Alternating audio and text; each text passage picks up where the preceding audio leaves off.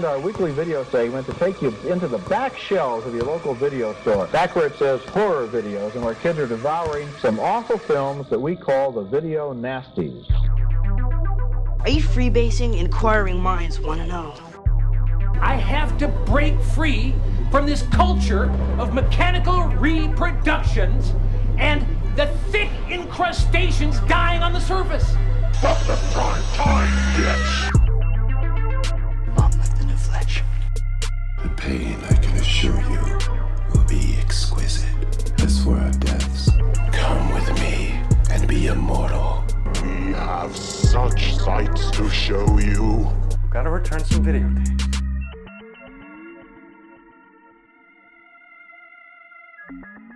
Hello, horror hounds, and welcome to the It Slays podcast. I'm your humble host, Rowan. I'm your floppy diskette, Mike.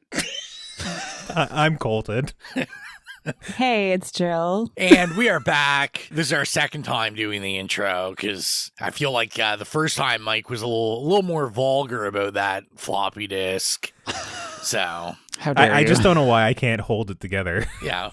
Talking about floppy disks. Colton just, anything that would make a 10-year-old laugh, Colton. Yeah, for real. Colton's there to laugh about it. Colton is triggered by the word floppy. Must be some trauma there. We can dig into that later, I guess. We'll get into it. No, let's not get into that. So yeah, you know where we're going to start. What have we been consuming? What have we been watching? What have we been reading? What have we been listening to? All that good stuff. Mike, we'll start with you this time. Oh, thank you, Ro. This time, as if it's not me every time. But I thank you. Yeah, I was going to say, didn't we just go through this on the last episode? Yeah, who did I throw to last Mike time? first? Oh, was it Mike first? And the one and he before. wasn't ready? I was trying to remember who it was I threw to first, and I got to start keeping Mike, notes but... or something, eh? Listen, it's okay. Ro loves me. Just get over it. Yeah. Favoritism. What have I been watching? That's actually a good question. So it's actually been kind of a sparse period of movies for me. You know, like I go through these like really fertile periods and then these really dry periods. This is a dry period. The bubble tea. So loud. Just Rowan choking on bubble tea. Yeah, it's just me in the background. Yeah, y'all, that's good stuff. It just behind the scenes, Ro is broken ribbed and trying to drink a bubble tea. I'm done. It's just an absolute mess. Switching the Gatorade. We're delayed for what, like 30 minutes because he was running around his apartment looking for his notebook. And yeah, it's a state. Yeah, brilliant. It's just mess central. We love mess. That's why we love Rowan. Okay, so what I've been watching recently.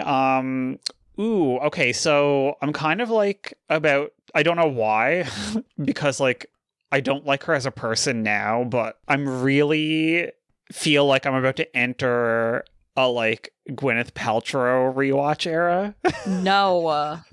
Yes. Jail. Okay. So Jail. The week before last, I had this couple of hours where I was like chilling and I was like, okay, so one of the reasons why I've been having a dry period for movies is because the new season of Marvel Rivals started and I needed to get to plat in competitive, and I did. So now I can start watching movies again.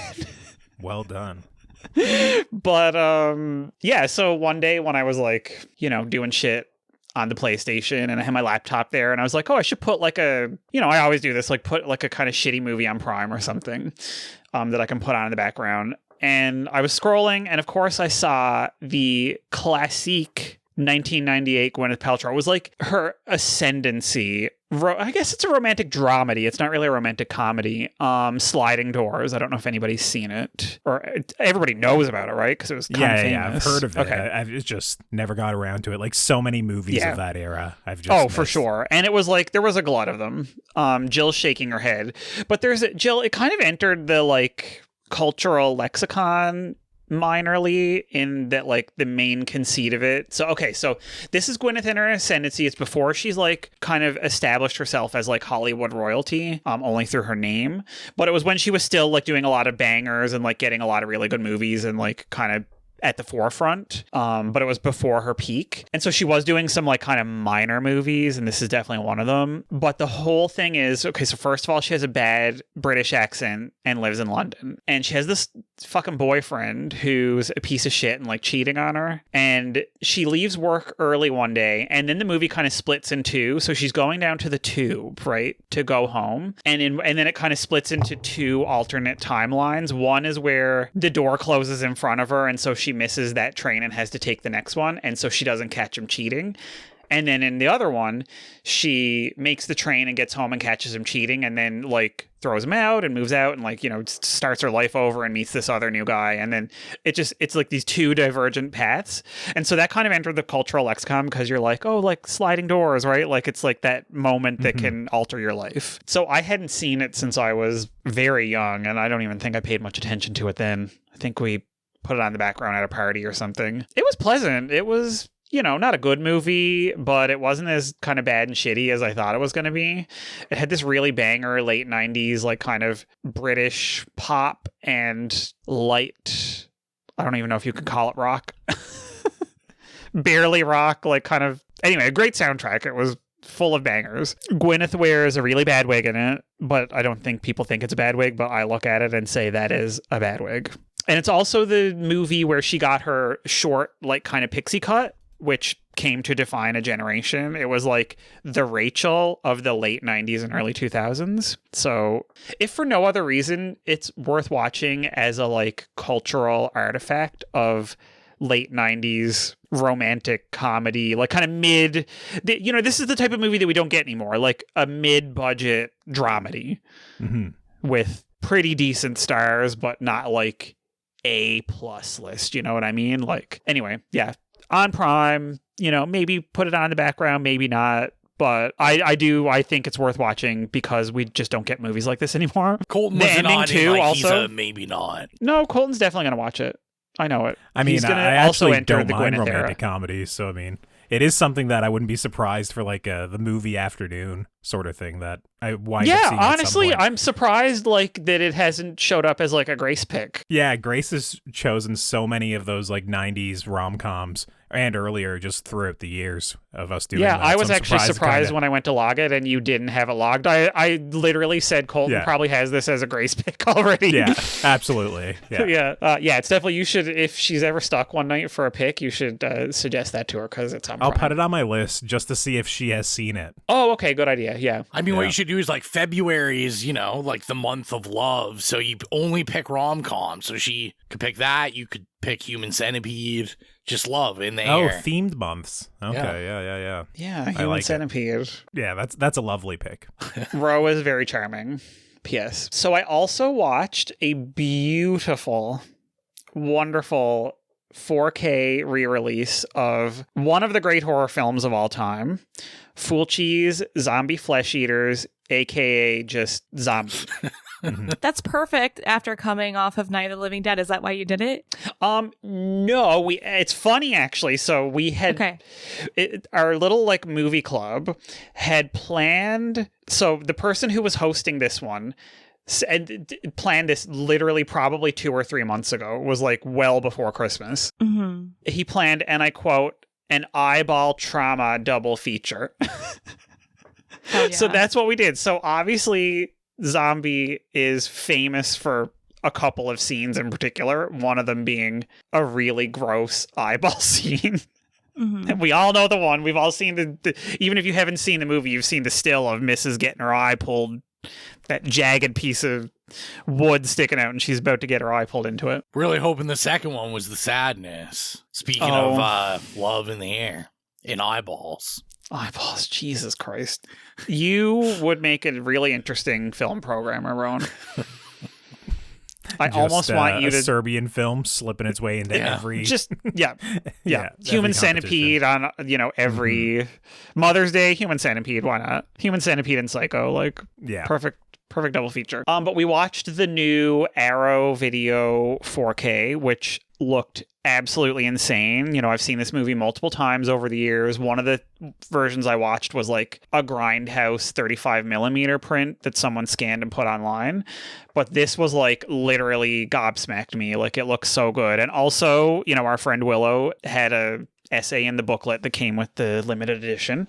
So it was kind of like, you know, she was there too. And we were like, you know, celebrating it and watching eyes get gouged out. It's such a brilliant movie. I mean, I know not all of us were big fans of The Beyond, but Really? me and Ro love that. I felt like Colton, you didn't give it a high rating, but I felt like you kind of liked it. I think we were all fine with Yeah. it. Yeah, I mean, Okay. I've been looking around in the background.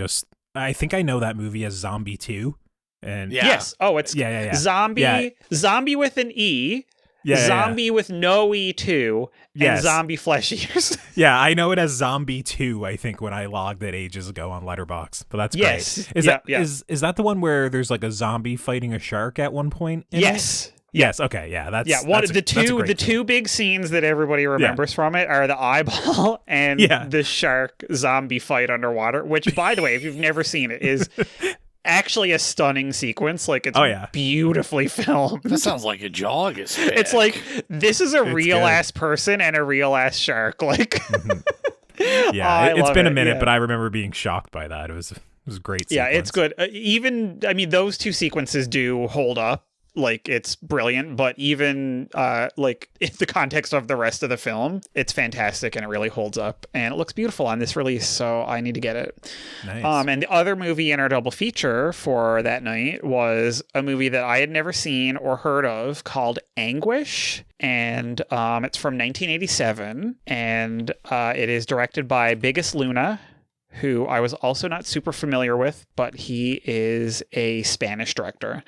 And this was an English movie that he did. And one of the stars of it is our mother, Zelda Rubinstein from the Poltergeist movies. Oh, God. Nice. R.I.P. Love her. It is also an eyeball trauma movie.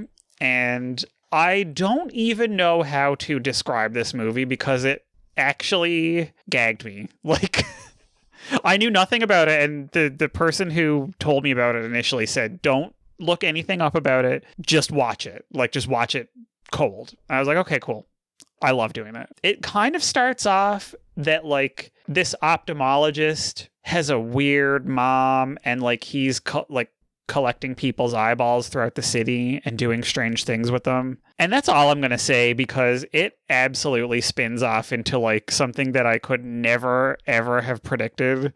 And by the end of it, I was just like sitting there looking at it like, what the fuck am I watching? So I won't say too much about it. I will say if you can find a way to watch Anguish, I think it might be streaming online. Let me check. Oh, no, actually, it's only available on disc. I'm sure you could probably find it on like YouTube or Archive or something. I think, oh yeah, it's only a DVD that is out of print. But honestly, it's the sort of movie that I think would get a re-release and have like a lot of extras and stuff because I know people will have a lot to say about this movie. I am not one of them unless we do it for this podcast because I don't want to ruin it for anybody because it's one of those movies that like I don't even think I can talk about because it's so fucked up. So I will just say, see it if you can. Yeah, when you first mentioned it, I was getting mixed up with another movie, I think maybe called like Angst or something like that. But I've never heard of this, and I just clicked on it, and there's like 5 or 6 people I follow on Letterboxd, and they all gave it great reviews. So I added it to the watch list. I don't know if it's my flavor, but I'll get around to it. It might not be your flavor, but time. also I think you might appreciate it because it's really interesting. Like, I will say that. Even if you don't, like, go, oh my God, I love that movie, I think you'll appreciate the artistry. That's all I can say. Fair enough. So, yeah, everybody, like, if you can find that somewhere online, or if you, like, are at a thrift store and see an old ratty DVD of it, for the love of God, buy it and watch it. And then DM me and tell me what you thought about it. And, Ro, I don't know if you saw this, but the last movie that I watched in the last couple of weeks, finally, after years of not watching it, was the Nia DaCosta Candyman. I saw you log that. I was so happy that you gave it a positive review. I know. I was really afraid that I wasn't going to like it. I was like, this trailer looks excellent, but I love original Candyman so much. Like, I don't know. And I fucking loved it. I loved it. Good. You're on the right side of history. Rowan's still a hater. And I saw that there were some people that didn't care for it. I should do that tonight later. I keep saying I need to rewatch it just because I only saw that once and you know, I was like, it's just that automatic bias going in that I love the original so much, and I was like, yeah. I just remember the ending being really bad. I remember thinking the ending was really bad. Wasn't there like some the ending was so fucking cool? Wasn't there like some fucking like ghost Tony Todd or something? there is for like a minute, but like.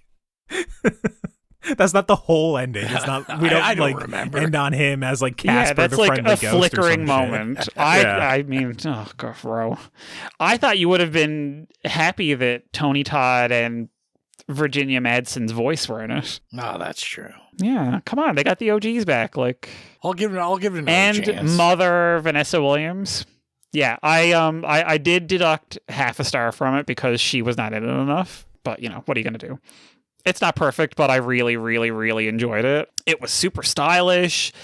They actually, like, I mean, I don't know why I thought it was more of a remake than a sequel. I guess it was like a requel. It's so hard. Like, horror movies these days just are so, like, philosophically convoluted. And they want to use the name and get the old audience in, but they also want to do something new. And, you know, it's definitely convoluted. Yeah, so I was like, okay, it's kind of a remake, but more of a sequel. But I didn't listen. I was a little bit hesitant going in, but by the end of it, I was like, yeah, this is excellent.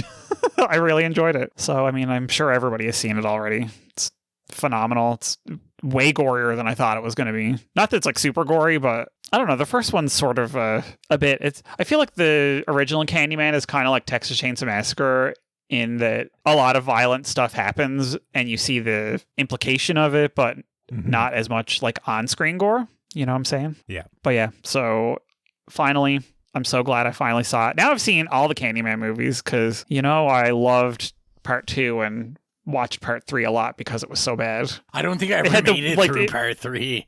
I bought it and then I started watching it and I was like, I think I made it like 20 minutes into it. And I was like, not tonight, Satan, not tonight. No. Listen, I watched it at a friend's house on VHS, so I really didn't have a choice. We've kept it alive for years, though, because, you know, Donna D'Errico stars in it, and she's probably the worst actress of all time. Like, there's a reason why the only thing she's ever been known for is Baywatch. Nice. And not even at its prime, Baywatch in its like declining years. It's like, yeah, just put on a swimsuit. You've got bleach blonde hair, you're fine. But she does this feint in Candyman 3 that is the worst feint I've ever seen. Like, she literally just like kind of sits down and then leans over on the ground. So we've just made that a meme. Before memes were a thing, we made it a meme. But yeah, so Candyman, loved it. Jill, what have you been watching and reading?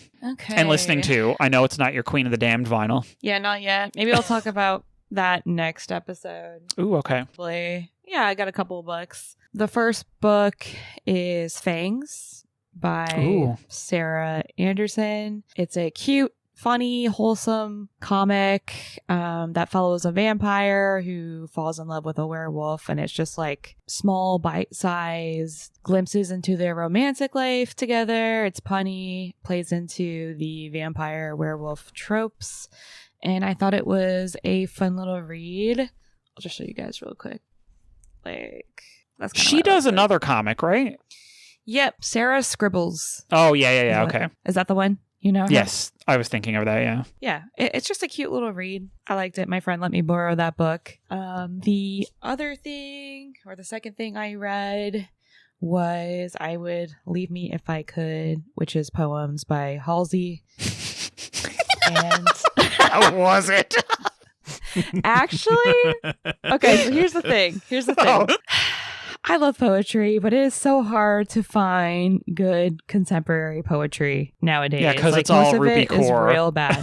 Yeah, and it's all like very derivative. It's like all pretty much the same, and I hate that. But this one was actually pretty good.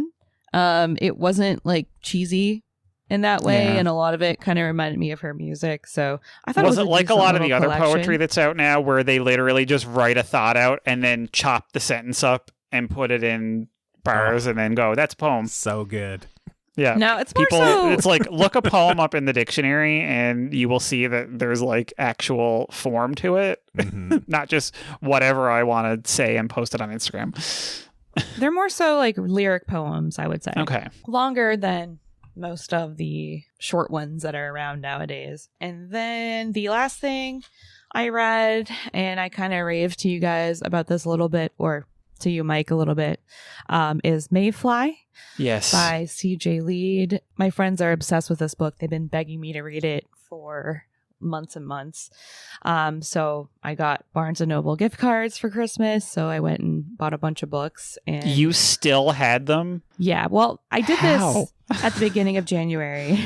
So, okay. Right after Christmas. Yeah. I was like, I would have had those gone in like 3 days. Yeah. I have like $10 left. So we'll have to put that to use. But yeah, it's probably like one of the best books I've read in a very long time. It's something that I couldn't put down when I was reading. And when I wasn't reading it, I was thinking about it constantly. I still think about it. It's definitely not for everyone. So I would just recommend it to like weirdos who like horror books that are like disturbing. But it's about a girl. Her name is Maeve. She lives in LA and she works as a like Disneyland princess character. She plays Elsa. She works there with her friend.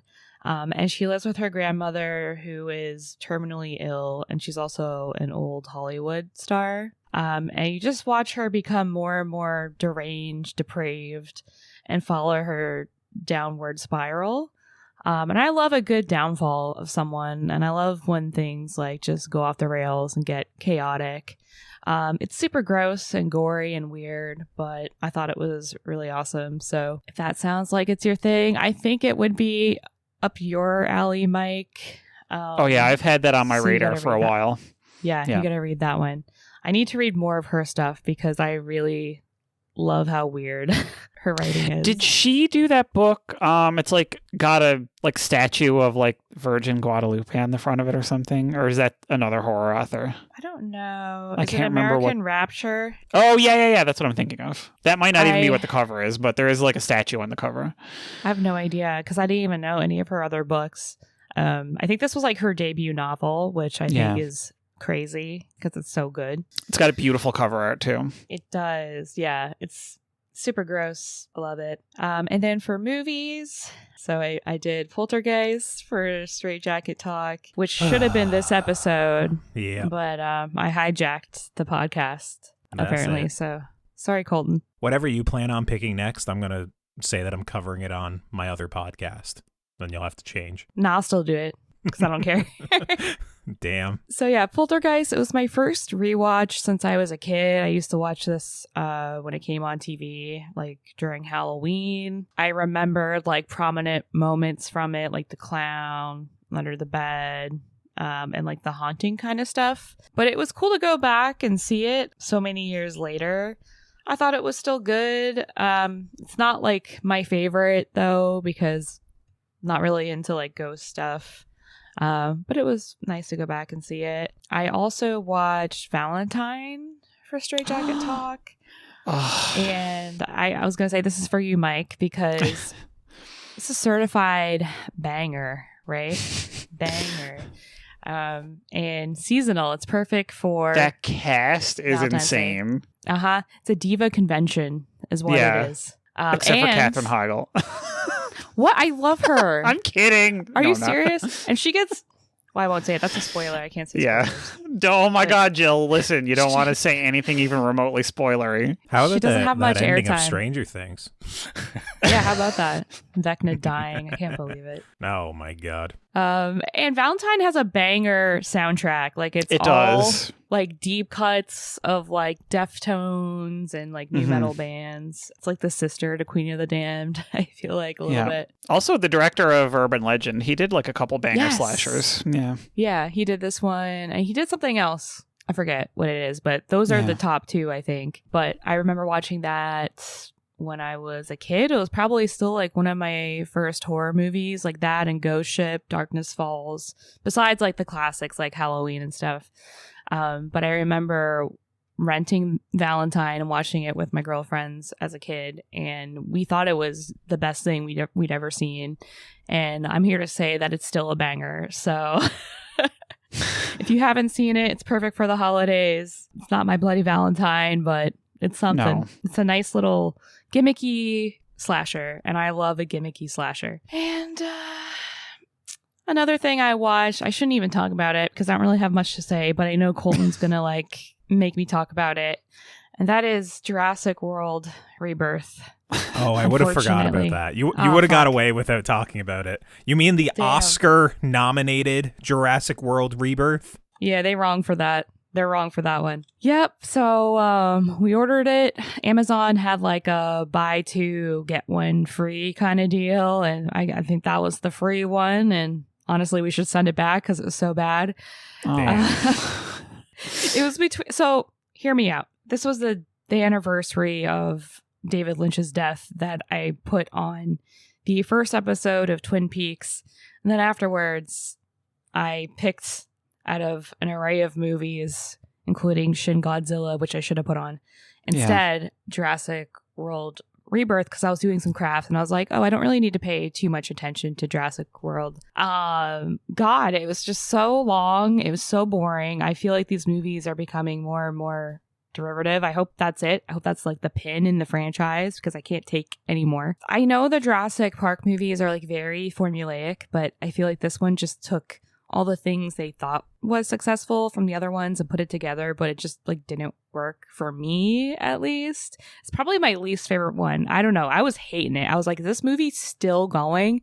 How is it still going? Even Scarlett Johansson couldn't save that one for me. And yep, that's all I gotta say. Well, yeah, she's quite bad in the movie from what I remember. Yeah, but she's not great Rowan and either. I actually covered this on the show. I think I just pushed it as a now slang just so we could talk about some dinosaurs. And I remember both of us liking it at the time. Actually? Probably both gave it an okay. Yeah. It scared the shit out of my kids. So there you What go. part That bumps it up. scared all her? of it. She was terrified the whole time. Okay, but has your kid seen any other Jurassic Park No, I movies? don't think so, no. Exactly. So you got to show her. You're doing her a disservice, by the way, with that being her first Jurassic Park movie. She's one of these kids. She's one of these young, what are they, like Gen Alpha or whatever? She doesn't give a shit. She's like, fuck This those is your all. job, Rowan. You're raising a member of society. I'm disappointed. Yeah, I don't want to relitigate Jurassic World Rebirth, but I remember I liked, I've only seen it once, and it's been a minute, but I remember like they actually filmed it on location, so there was lots of shots with like people in the foreground where you can see the scale of the environments and the dinosaurs in them, that I actually did like that, and I thought there was some like effective horror, dinosaur set pieces throughout it that a lot of the movies, especially the last couple, completely got away from that vibe entirely. Specifically with like, I think like the D-Rex in the fog near the end of it, there was like a surprise when it got like the helicopter, I think at one point, or they do like a riff on raptors in the kitchen. It's like raptors in a convenience store or some shit. that was like, don't get me wrong, it's not a great movie. It's just like Dominion was absolutely like pandering bullshit of bringing everyone back and having no reason for any of these people to be in this movie, and it was awful. And it was like probably 2.5 hours long, or 2 hours and 45 minutes, where like this was a little bit shorter than that. And it was just, I don't know, I didn't hate it. Some of the people in it was fine, so, and the dinosaurs were cool still. The Snickers bar is tough, but that's tough. Yeah, that's yeah. yeah, it's a rough start to your Jurassic World movie. I saw that and I was like, God damn. Yeah. And I was like, where are the deaths? Like, where's the gore? Make it scary. There was some CGI bullshit I didn't like. And honestly, I don't really remember Dominion because I don't like a lot of like the newer ones. So they all kind of blend into one. I was just like so mad at this one that there's just like so much targeted hatred for some reason. Yeah, it's just like Scarlett Johansson, Mahershala Ali, and Jonathan Bailey are a better trio than Chris Pratt and Bryce Dallas Howard.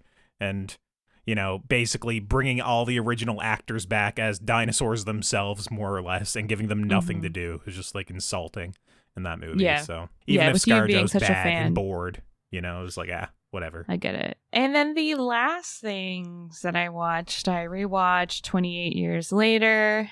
Big fan of that one. And then on the same day, I went to the theater and I watched 28 Years Later, Bone Temple, which we reviewed for Now Slaying. So if you want to hear more about that, go check out the episode. But so Rowan and Colton also watched that. But Rowan, what else have you been up to? Oh, man. Wow. Thanks, guys. I don't have to go I can't wait to hear about all these Oscar-nominated shorts. So I did do some rewatches this time. So I rewatched 28 Years Later also, just for so you know I could freshen up for our Bone Temple episode. Rewatched One Battle After Another because it's a slapper. That's why else would you watch it? Really, it's just a certified banger. And I do, you know, I'm a little offended by Jill because, you know, I do try to give my child some culture. So rewatched, you know, first watch for her, we watched Bring It On, the original one. So I'm so proud. Yeah. Has she been saying, "Burr, it's cold in here"? No. So I asked her what she would give it on our rating scale, and she said an okay. She wasn't really a huge fan of it. Although it was kind of funny because she was like, she basically did the like kind of got bored and she's like, well, I'll sit here, but I'm not watching it. And I'm like, okay. And then like as it got to the final competition, I looked over and she was like crossing her fingers. She's like, please let the Toros win. Please let the Toros win. And I was like, oh, okay. Oh, yeah. No, see, she doesn't want to admit that she liked it. I get it. I totally get it. But she's trying to be cool, right? Yeah, that's right. And I mean, it's fine. On this rewatch, I think nostalgia is like a heavy factor into this movie. Because I always talk about like, bring it on. It's a bang. Like if you've never seen it, I still think you got to see it if you've never seen it. But watching it this time, I was just like, ooh. It's also one of those movies that, like, you know, when they make, like, the pantheon of movies that did not age well, this is, like, going up there. There's, like, oh my God, it's not that bad. What are you talking about? It's pretty rough. There's, like, some pretty rough stuff in it. But I don't know. Just overall, like, the cheerleading stuff's good. I don't know. There's just something about it that didn't click totally with me this time. Yeah, I don't know. Divorce. I've never seen any of the other Bring It On, so I think, like, my mission this year is to, I'll make sure one of my picks is like that final one where they turned it into a horror movie. Like, oh, I was going to say Bring It On Again is actually half decent, and Bring It On All or Nothing with Hayden Panettiere is also decent. Oh, there you go. Well, I haven't seen the vampire one yet, so I guess yeah, we're due. Have to check it out. So some other things I checked out. I saw Marcelo Hernandez's new stand-up from Saturday Night Live. He did a Netflix special called American Boy. It was all right. I thought it was pretty. I only gave it 2.5 stars. I didn't laugh very much. There's a reason he's just kind of like a bit player on SNL, and I just didn't think he was that funny at all. Also checked out Zootopia 2. In the theater. Oh. Yeah, big watch. Took the kid and her friend. I mean, I'm a big fan of Zootopia 1, and this one was good. I don't think I liked it nearly as much as I like the first one, but it's still, like, pretty good. Obviously, like, that whole Shining thing, I was laughing the whole time. Mm-hmm. I remember Colton talking about seeing it, and, like, you know, he's like, oh, and they had the music in, and I was like, oh, like, I didn't know what to expect music, but He's Online. It's just, like, literally, it's just a whole recreation of The Shining, and I was laughing pretty hard. Yeah, it's really good because in the first one they did the homage to The Godfather. Yeah, right. Like there was a whole section where it was almost like beat for beat The Godfather. So I love that in the sequel, that when they're thinking of great movies from that era, they go to The Shining. Yeah, it was good. It was very cute. I also checked out Alien on Stage. This was a random Tubi watch for me. So this is a documentary, and it was cute. It was cute. It's a documentary about bus drivers from Dorset in England. And in their spare time, they put on community theater of movies. Like every year they pick a movie. And it's always like kind of like an action movie or like a family-friendly movie. And there was just one of these years they decided to do Alien. And it's cool.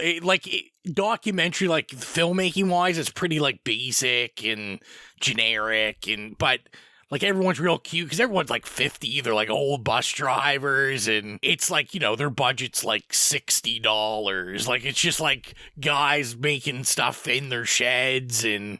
But it was fun. It was a good time to see these guys like put on this play. They basically like put it on a couple times and they fundraise the money and then they give it back to the community. So like this is just something they do for free. Yeah, it was cute. I really I thought it was pretty cute and fun and a cool watch. You said it was on Tubi? Yeah, it's on Tubi. I gotta add that. Then I checked out The Rip, which is the new Matt Damon and Ben Affleck action movie on Netflix, which has been an amazing press run of them just trashing Netflix, saying how terrible it was working with them. It's fine. I mean, your dad's gonna love it. I'm a dad now. It's like a heist type, like cop versus cartel movie. You know, there's some cool set pieces in it, action set pieces, but it's long. It's like, I think it's like an hour and 50 or close to that. Doesn't need to be that long. And, you know, it's pretty derivative for these kind of movies. There's nothing like extraordinary about it. But if you're like, you know, to me, it was just like something I put on one night because I was bored and it passed the time. It worked for that. And then, so Colton made fun of me, but so Oscars got announced. You know what? This year, I'm hitting it hard because so far only one short has been taken down for the Oscars, which I'm just going to say right now, I automatically hate your movie when you do this. I think this is such bullshit. I looked it up. I forget what movie it was, but like one of these shorts, it's been up for like 2 years. Like, and then they immediately tore it down because obviously, and I get like they want to, you know, make some money off of it and all this stuff. But like everything else is still up. It's like you are the only short that I cannot watch. So now I don't care about your short. I hate you. Just damn. Yeah. Cold. So I'll tell you about the shitty morning I decided to give myself. It's called How Many Times Can Rowan Cry in Multiple Hours. This is every Oscar nominated short. Like I would say 80% of them are just tear jerkers and they're all like misery porn. Yeah. Well, so first I started the morning off by watching Train Dreams because I haven't watched it yet. Now that's a real film. Gorgeous. It's like so good. Yeah. By the end of it, I was like tearing up. It's so good. I loved everything about it. Like it was a 5-star to me, a heart. Yeah. I was so impressed with this film. That's in my top 5 of the year, and I think it's a directorial debut as well. Yeah. It was so good. So then I followed that up with All the Empty Rooms, which is like one of the Netflix shorts that's nominated. Yeah, you can't do that to like a dad, man. I was like, I was just like barely getting through it. This one, it's pretty interesting. It's a guy from some news station, I can't remember, but like basically his job is like the fluff pieces at the end of the news. Like it's always, you know, like he's talking to some cute old lady or a pet or like something like that. And he hired a photographer and basically decided to do this project where they take pictures of kids' rooms that were murdered in school shootings and like parents that have left the rooms exactly like they are. And it's just like him going to these rooms and talking to the parents and like, it's just like heartbreaking shit. Yeah. Go America. Go America, I guess, on that one. And then from that, I watched Armed Only with a Camera, The Life and Death of Brent Renaud, which was like sad. I can't really say I like fully cried on this one. This is about a journalist. This is on, and all these are like pretty, like I said, this is the first year it's been, streaming's like here fully. Like I think this was on like HBO. Like most of these shorts are on streamers. But this one's about a journalist journalist that died. He was the first journalist that died in the Ukraine-Russia war, and it's basically like his brother. His brother's also a journalist. They make documentaries, and this was just about like his life and them trying to get his body like over, and like Russians basically shot him in the head because they knew he was an American journalist. Yeah, it's pretty sad. Then I checked out Butterfly, which was a short. It was kind of cool. I was reading, it's done with it's animated, but it's done on glass. It's a really cool, it kind of, what it kind of reminds me of if you're like a Canadian kid, is it reminds me of just like those weird indigenous shorts you always saw on TV on like CBC in the morning, and just like cool animation. This one is, I can't think of his name, and I'll be honest, I'm too lazy to look it up. It's basically an Olympic swimmer, was like a first place world swimmer, and then World War II came, and he was Jewish, and he was in a concentration camp, and his family was murdered in there, and then he basically, when he left and was freed, he continued to swim and continued to place and stuff in the Olympics. It was really beautifully shot. It wasn't like my favorite short I watched, but it was definitely cool. Forever Green was the next one I watched, which I really enjoyed. I feel like this would be up Colton's alley too. It's this cool, I don't know, it's like a cool animated, almost like a stop motion type thing. It's a really cute thing about a tree that takes in a bear, an orphan bear, and basically tries to raise this bear, but this bear gets addicted to junk food, and it's just nice. Yeah, it was cute, and teared up a little towards the end. There's some sad parts, and I did come back to it. I glanced at that one, and the art style looked a little bit, just at a glance, I didn't look too deeply, like Brother Bear. I don't know if anyone remembers Brother Bear from back in the early 2000s, those discount Disney movies at the time. But yeah, it's on my radar. Like I said, it was very cute. It reminded me of something that would be Disney or Pixar or something like that. And then the last two I watched was A Friend of Dorothy.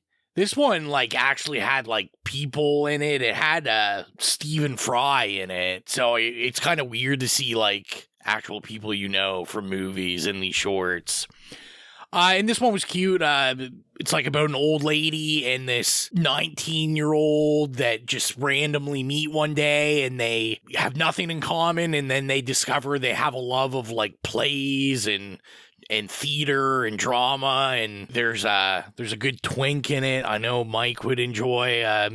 There's a guy that's supposed to be this rich, her grandson. He's an asshole, and he's this rich kid, and I knew what he was. I was this guy's definitely a twink. Twink derogatory. Yeah, well, I was you can hide, buddy, but we know. He was sassy. He was very sassy. But this was cute. I liked it. And then with the magic of editing, I'll fix it, but I feel like I'm Canadian, so the last one I've got to shout out because I did actually watch it. The Girl Who Cried Pearls, which is the Canadian entry this year. And this was pretty cool. I'm still not 100% sure how it's animated.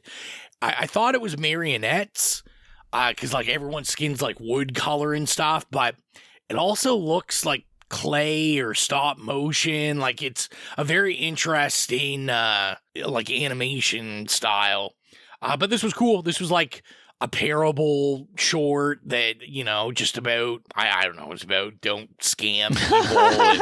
And Rose I don't know, I watched it. Don't ask me to it was cute. It definitely was. I was more interested in how it looked than the actual story, just because it was so uniquely interesting. Everyone's very almost ugly, they seem off, and it's just it's really well done. Another one that's kind of set World War II or a little after World War II. So that is my Oscar watches so far, and that's pretty much what I've been watching. I'm sure I'll report next time. Hopefully I'll knock him out. This year I have watched quite a few. Like I lucked out where I've seen a lot of stuff, aka F1. Let's go, baby. Yeah, how's everything everywhere all at once? You've checked that out, right? Yeah, just someday it'll come. The big watch I need right now this week at some point is Avatar. I still haven't seen Avatar. I mean, that's only nominated for, I think, visual effects and costuming. I try to watch everything, so grow up. You still haven't watched the Best Picture winner from a couple years ago. Anyway, Colton, take it away. I've been watching a lot. I think I accidentally stumbled into trying to watch a movie a day purely because of our Late to the Slaughter episode we did a couple weeks back, where I just essentially, to watch everything we needed to discuss, I had to watch something every day or a couple things a day.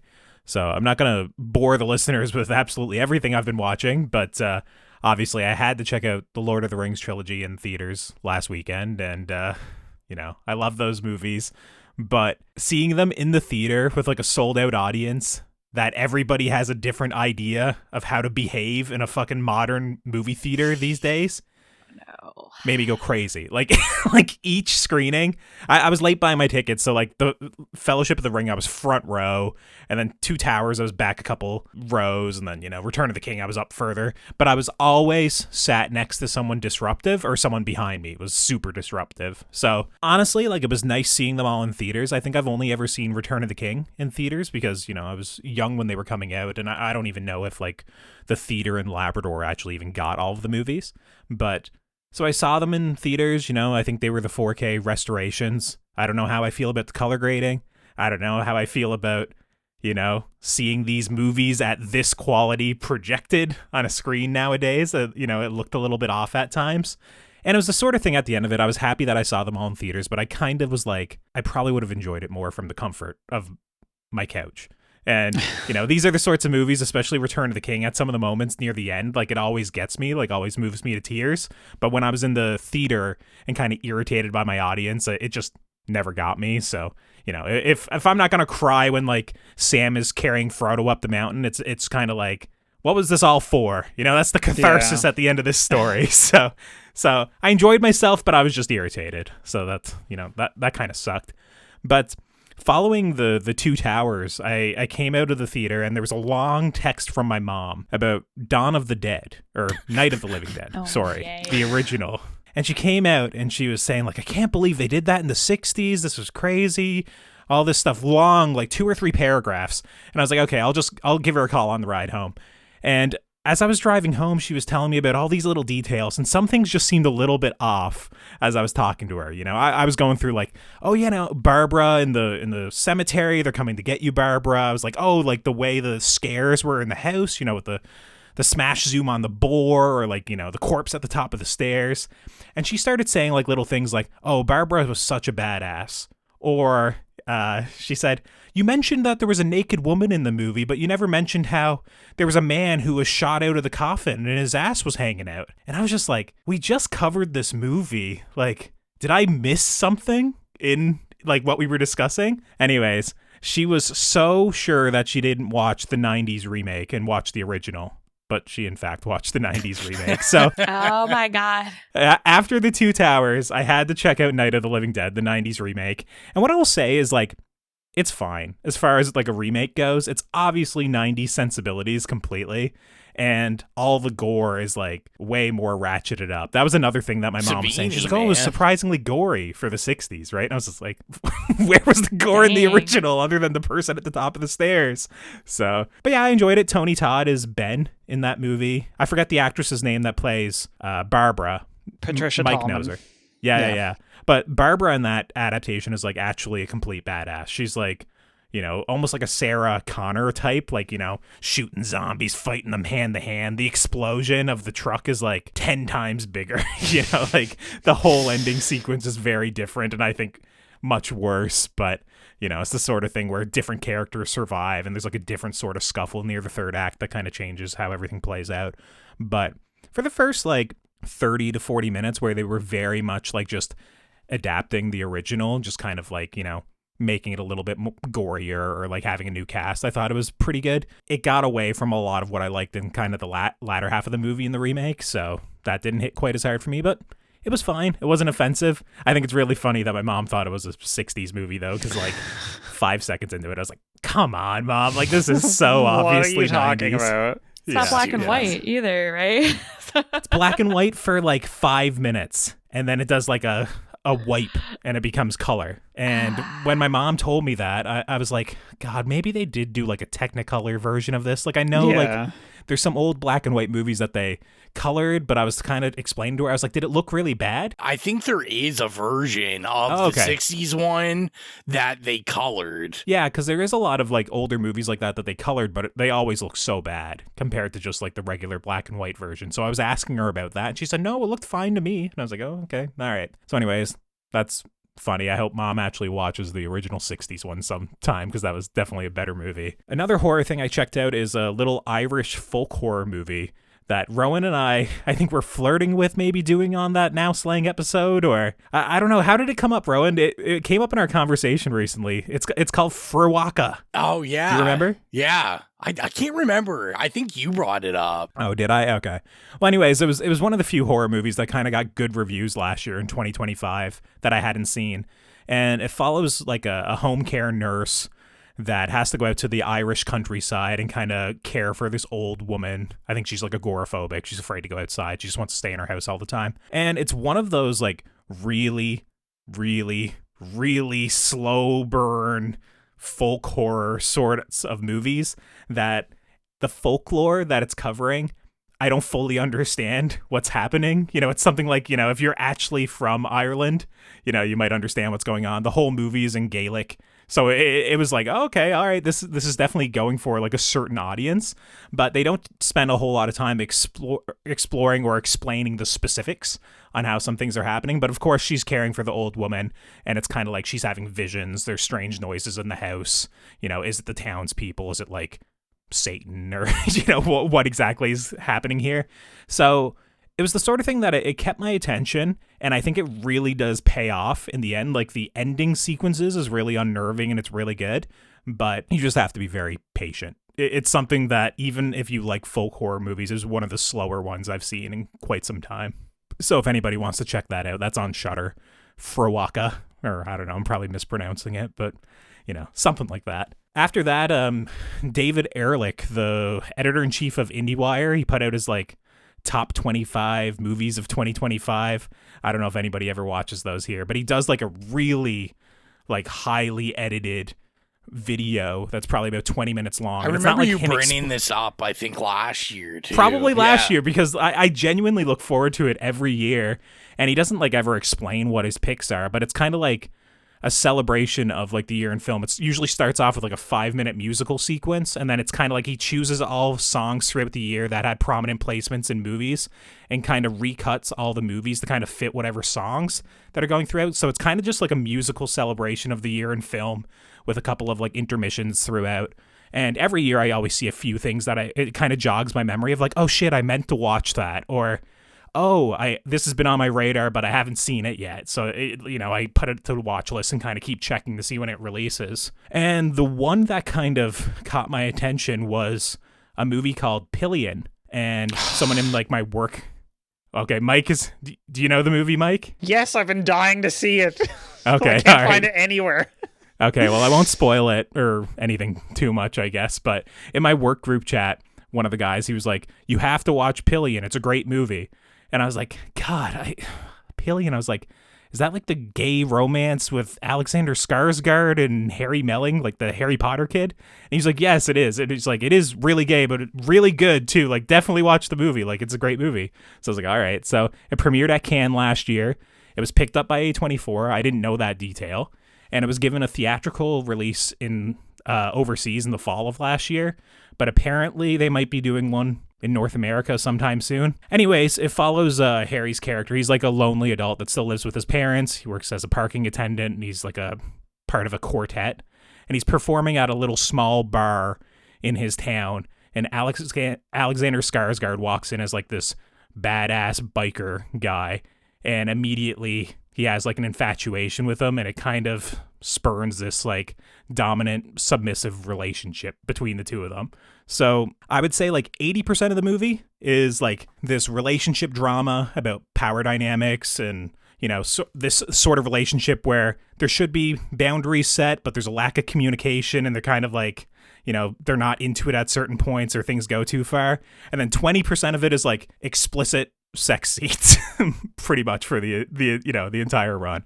So I knew what it was going into it, but I also really enjoyed it. I thought it was like a great directorial debut. It's definitely something that you shouldn't watch with your folks, I wouldn't say, but you know, it was like a good directorial debut, good like indie movie from last year that I really liked, and I would be interested to see what the director did next. The performances like between the time the two, I watched David Cronenberg's Crash with my friend's parents and her little sisters when we were like 12. Yeah, I would say this is a little more explicit than, you know, Yeah. Crash. Oh, for sure, yeah.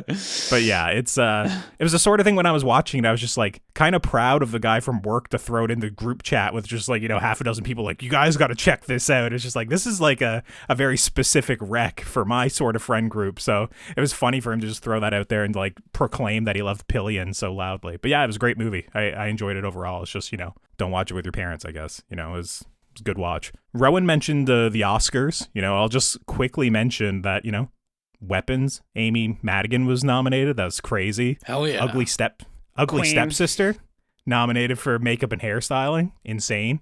16 nominations for Sinners. Through that, like, Oscar morning, out of all the best pictures and out of the like international features, basically I'd seen everything this year other than one foreign film called The Voice of Hind Rajab. And this is the sort of thing where like Rowan was talking about the shorts being so depressing and like the subject matter just being absolutely heart-wrenching and him just, you know, tearing up and crying throughout.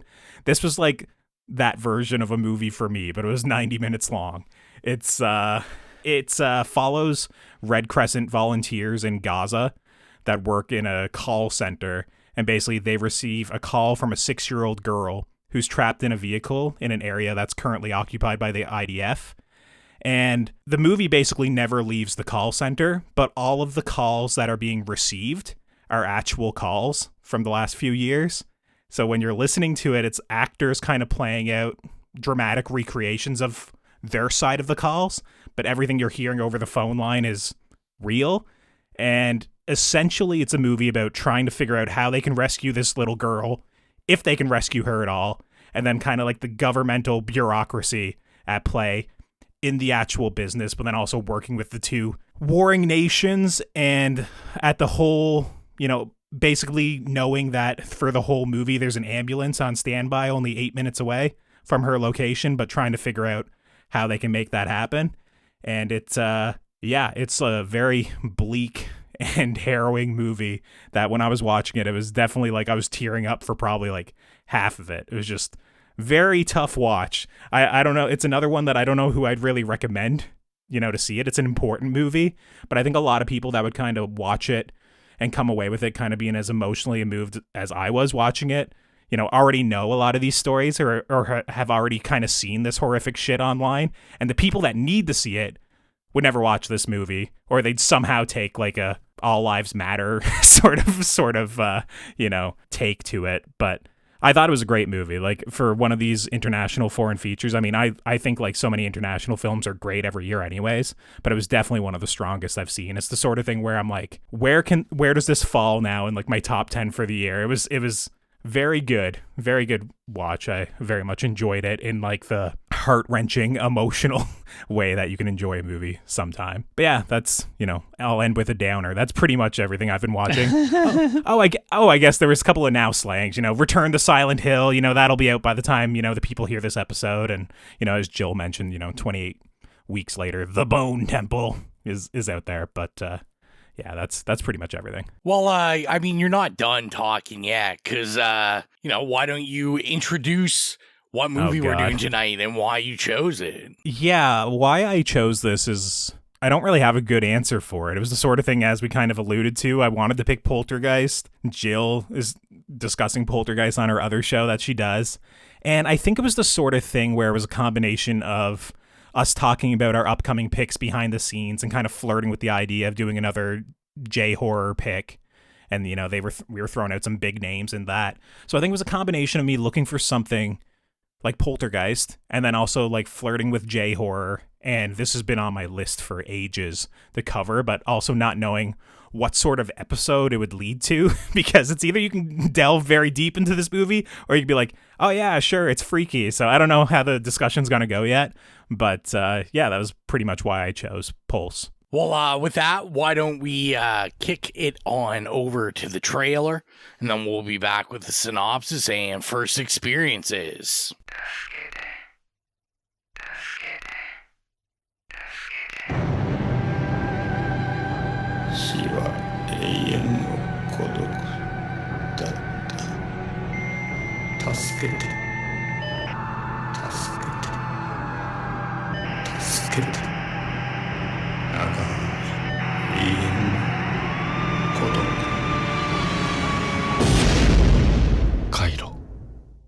Pulse was written and directed by Kiyoshi Kurosawa, and the story is as follows. As residential internet spreads across Tokyo, so does isolation and feelings of despair like a digital virus. Those who keep a keen eye begin noticing ghostly apparitions and people vanishing in their wake, leading some to wonder if this newfound technology has connected humanity or quietly erased it. So, our first experiences, is this our first time seeing it, or do we watch all the J-horror that we can possibly watch from the early 2000s? Jill, is this your first time seeing this? Yeah, this is my first time seeing it. The only Pulse movie that I knew was the 2006 American movie. So yeah, it's my first time watching it. What about you, Mike? So I saw it actually around when Pulse, the remake version, came out, because that was when there was like the big boom of like remakes. And so I was like, even if I didn't like something, I was like, okay, we need to go back and watch the original because it's probably better. So the last time I saw it was probably right after the American Pulse came out, and I haven't seen it since. So it was the rewatch was like almost like new because it had been so fucking long, like 20 years almost, probably. What about you, Colton? Yeah, Pulse is one that's it's been on my radar for ages, and I went through a period of watching a lot of J-horror when I was younger, because I think it was with the Grudge remake and maybe like the Ring remake. There was this sentiment like growing in middle school for me, or, you know, just around junior high sort of times, where basically it was like, oh, our horror movies aren't scary. J-horror, Japanese horror, is terrifying.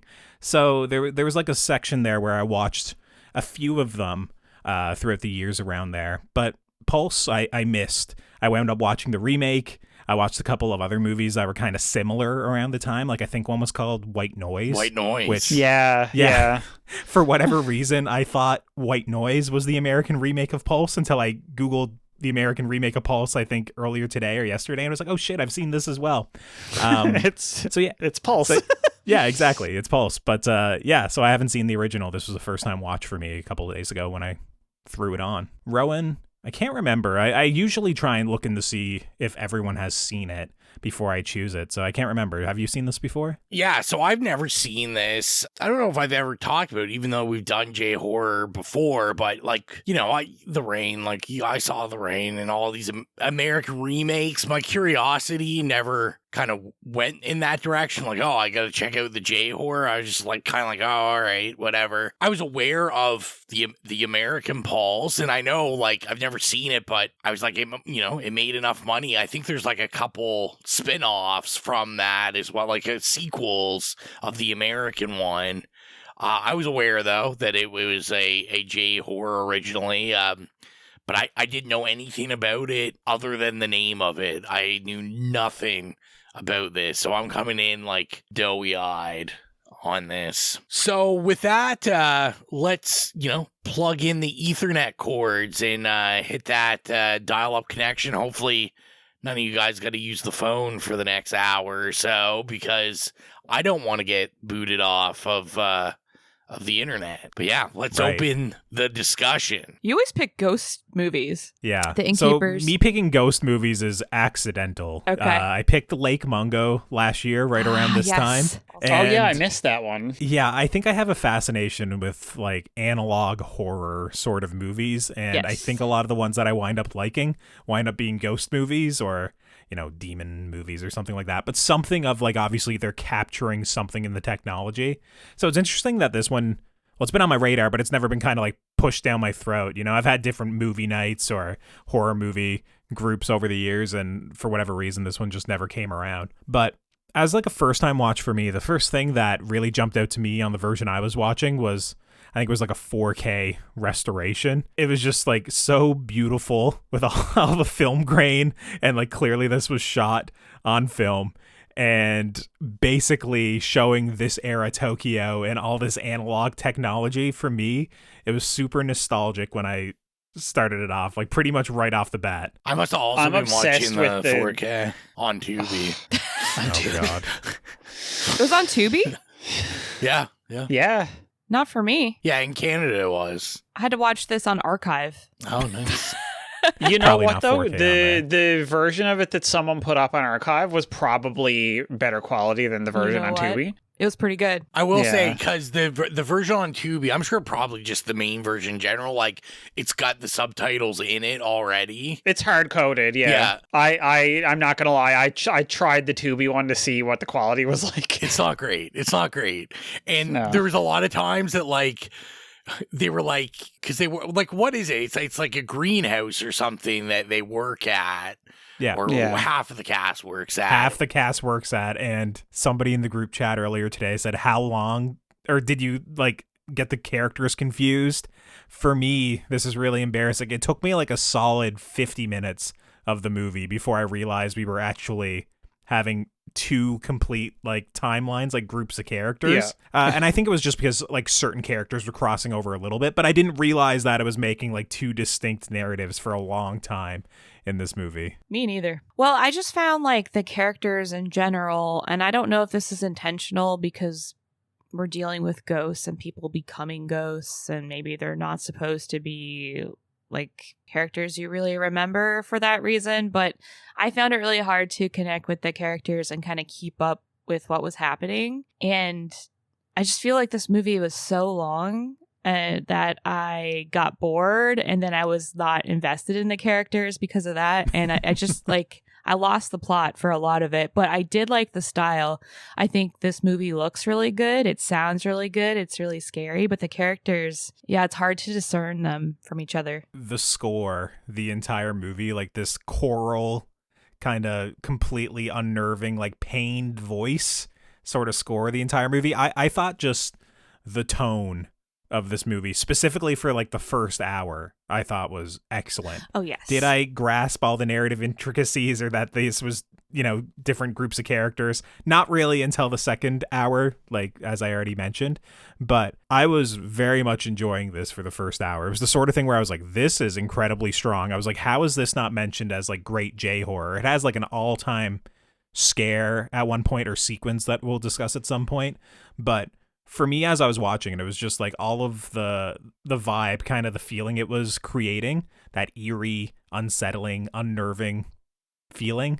I thought it was doing excellent for especially like the first hour, as I said. Yeah. I was very similar. Well, and I kind of went into it a little biased because, of course, I watched on Tubi. So, you know, I started it and then I got to wait 2.5 minutes or whatever. Oh, my God. Because they got to play the commercial. So, yeah, you guys talk about a long movie.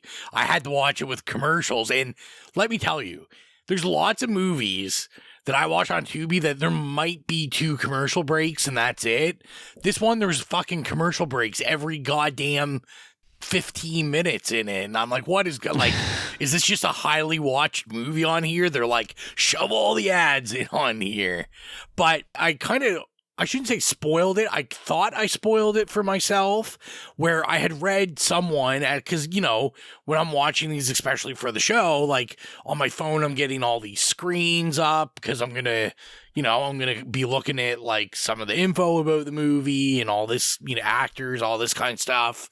And I had seen that someone had said, like, oh, you know, like after 30 minutes, like nothing really happens and it's just like super long and all this. I thought scare-wise, like I thought even later on there was like some pretty good scare stuff. Now, I feel already everyone's nodding in agreement. Like, the runtime is rough on this one. Like, it definitely is drawn out. But then I was also, like, almost conflicted because I was like, I don't know if the scares work without that, like, drawn out pace just because of the tone that is, like, creating these kind of scares. It's, like, just these long, everything's, like, uncomfortably long. Like, we're in rooms too long. We're looking at things too long. Yeah. And I mean, you know, they talk about like loneliness and stuff, you know, and they're all like isolated, and that really draws out that idea. It like builds the dread slowly, and you sit with these people in their rooms or in their offices or the library or whatever, and it really, I mean, I get it. Like it does push runtime like a bit further than it should, but I feel like it almost like deserves it because it does let you sit with this feeling, and you almost feel that kind of isolation and loneliness and apprehension. Yeah. Don't you think? Yeah. Yeah. I felt some of that as well, Mike. And I think it works for so much of the movie. I'm just going to be honest. When we get into like this world ending ghost apocalypse, this movie completely doesn't fucking work for me anymore. But when we are just following like the small groups of people where essentially the internet is like a vehicle in this movie for loneliness and depression and dissociation and kind of like this feeling like you should be connected with people and it should be, you know, helping you get over like this loneliness or feeling like you have friends or people that care about you, but it's not the same as having people there in person.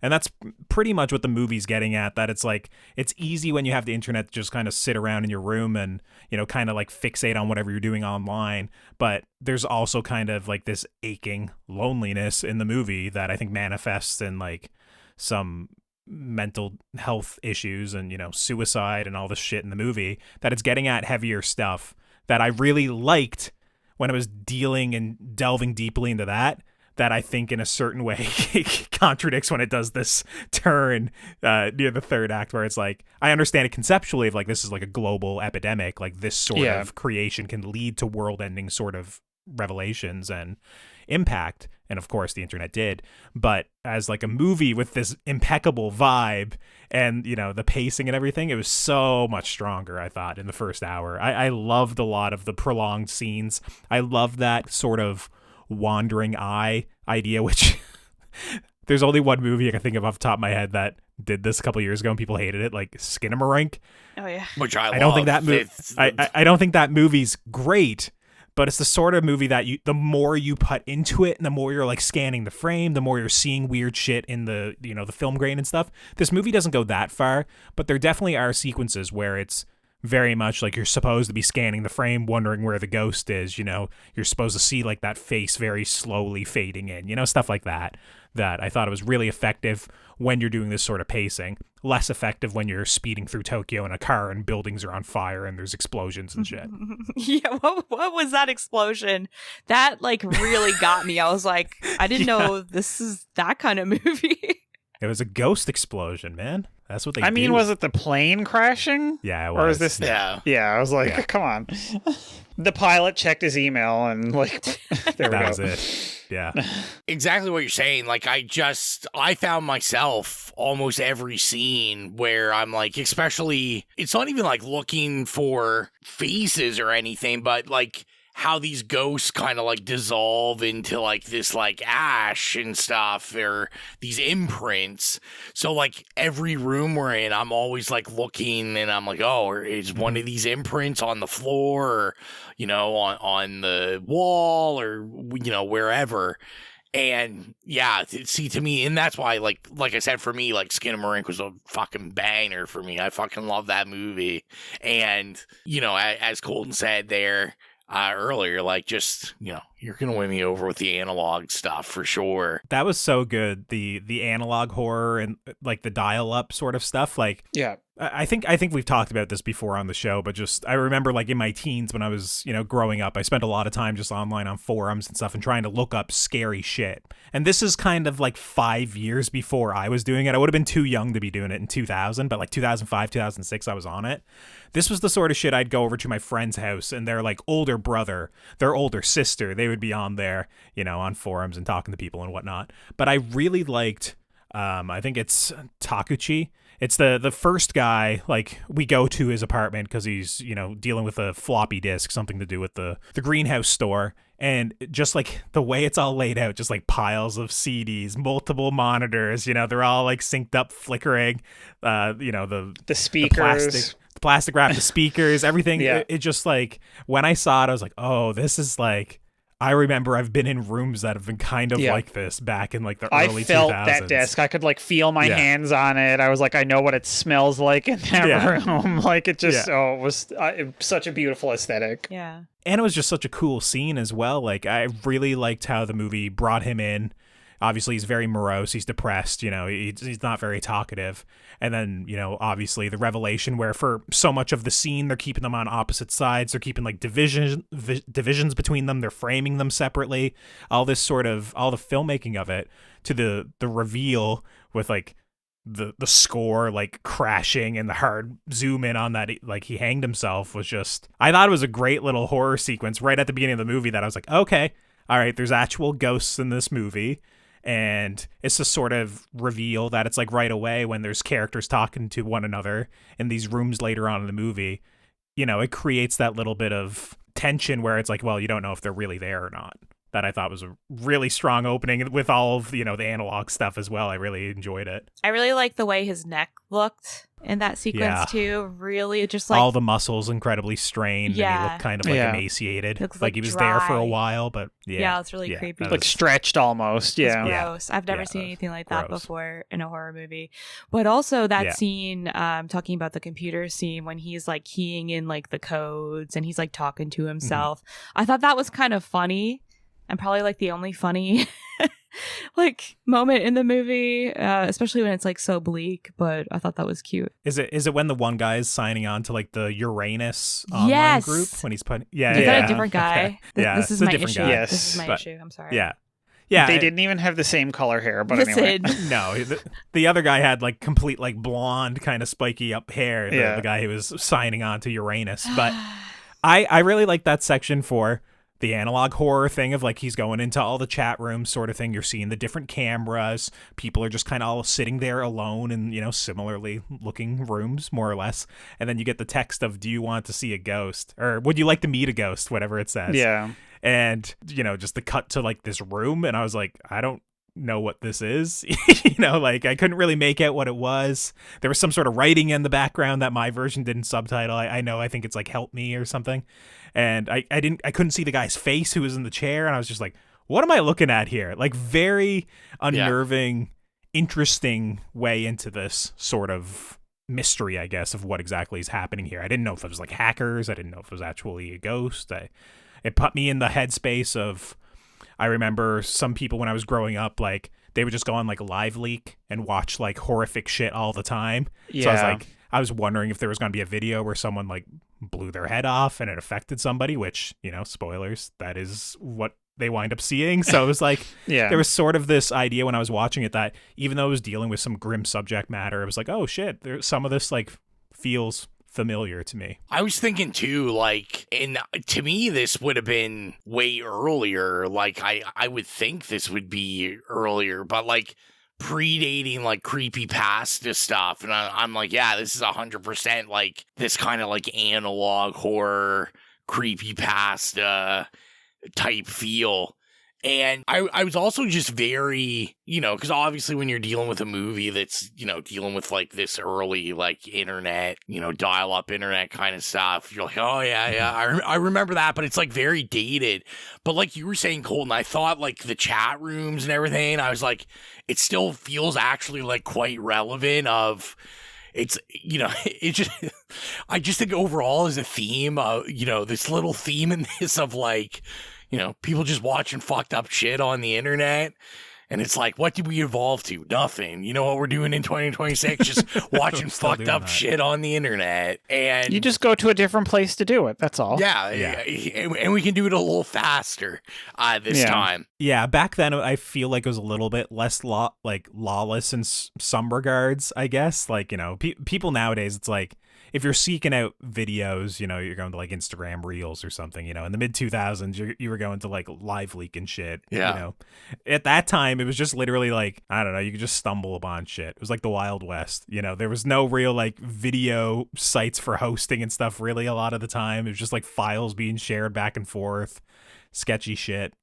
So yeah, it was just like a bit of a different time when I was watching it. But I do think like to do the Jill theme corner, I think like the themes of the movie are probably more relevant today than even in the early 2000s, like what they were getting at, like the idea of social isolation through technology and dividing everybody. I think it's a weirdly like prescient film to make it back into 2000s, where obviously it was the case, but now it's probably, you could remake this movie if you wanted to, and it would still be like the themes would still be completely relevant. Yeah, you might have to just alter the technology a little bit, but yeah, floppy disks aren't around anymore. Yeah. I mean, especially back. Well, they are, but nobody uses them. Exactly. Yeah.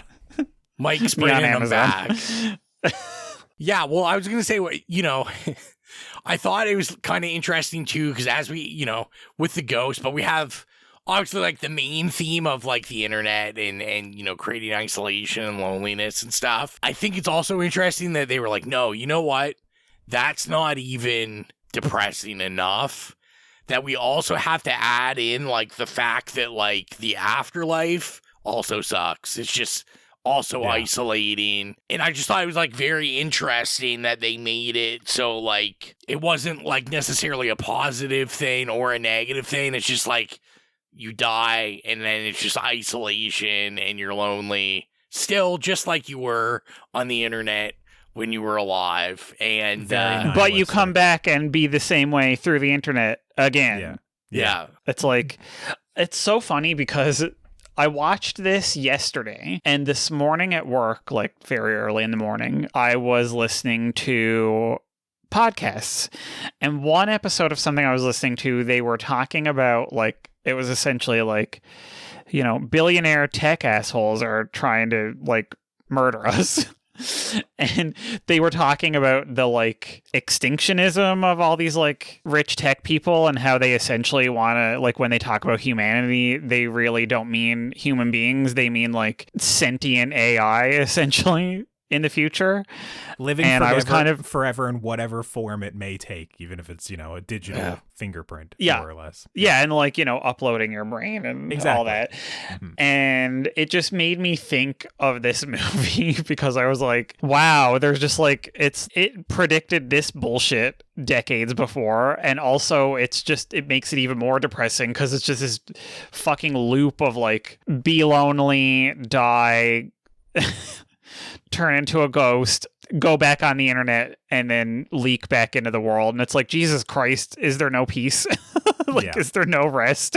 Let me rest, please. Let me get away from the internet. Did you guys like the literal explanation of there literally being ghosts on the internet and them literally leaking out into the real world? That was something that I don't know if I like that sequence where they were showing the forbidden room get destroyed, and it was like, it does the close-up zoom on the land, the Ethernet port, and it's kind of like, it's like, oh no, this shit is literal. For me, I think I liked it a lot more when it was more like metaphorical. Like, these people are isolating themselves, they're depressed, they wind up hurting themselves, killing themselves, and then it's kind of like that sort of vibe, like that sort of ideology like infects the people around them. That's what's kind of the ghost. I liked it when it was more metaphorical. When it was like literally like, no, digital ghost coming out into our world, I was a little bit more like, okay, all right, it's still cool, but not quite as cool as what I thought it was. No, that's fair. I didn't mind it at all, but like, I totally get it. I also, I'm like, you really didn't, like, it wasn't necessary, no, I guess is how I thought about it. Yeah. I'm kind of either way about it, honestly. I mean, I do like it more if it's just kind of a figurative idea than necessarily, like you said, quite literal on it. Well, I mentioned it, the Forbidden Room. This is one of those mysteries near the beginning of the story where it's essentially, I think it's just a note, right? Or it gets printed out of a printer or something. It says the Forbidden Room. And then there's also like multiple rooms throughout the movie that have the red tape going around. We see like somebody leaving it and taping the door back up, that sort of thing. The sequence that plays out in that room with, what's the name of the character? It's like a 4-letter word. Yabe, I think his name is. Yeah. Where he's in there and he is in the foreground of the shot and there's the woman just stood in the background, and it's kind of like she's like draped half in shadow and she's just kind of lingering there. And then finally she starts walking, and as she walks, she also has like a weird gait and kind of stumbles a little bit. It was something when I was watching it, I was like, I wonder if that stumble was intentional or it was almost like the movement was so odd that it kept going. Either way, I don't know what it was, but it was so unnerving when I watched that scene and him kind of like hiding behind the couch and peeking down beneath, and there's no feet, and then the fingers coming up over it.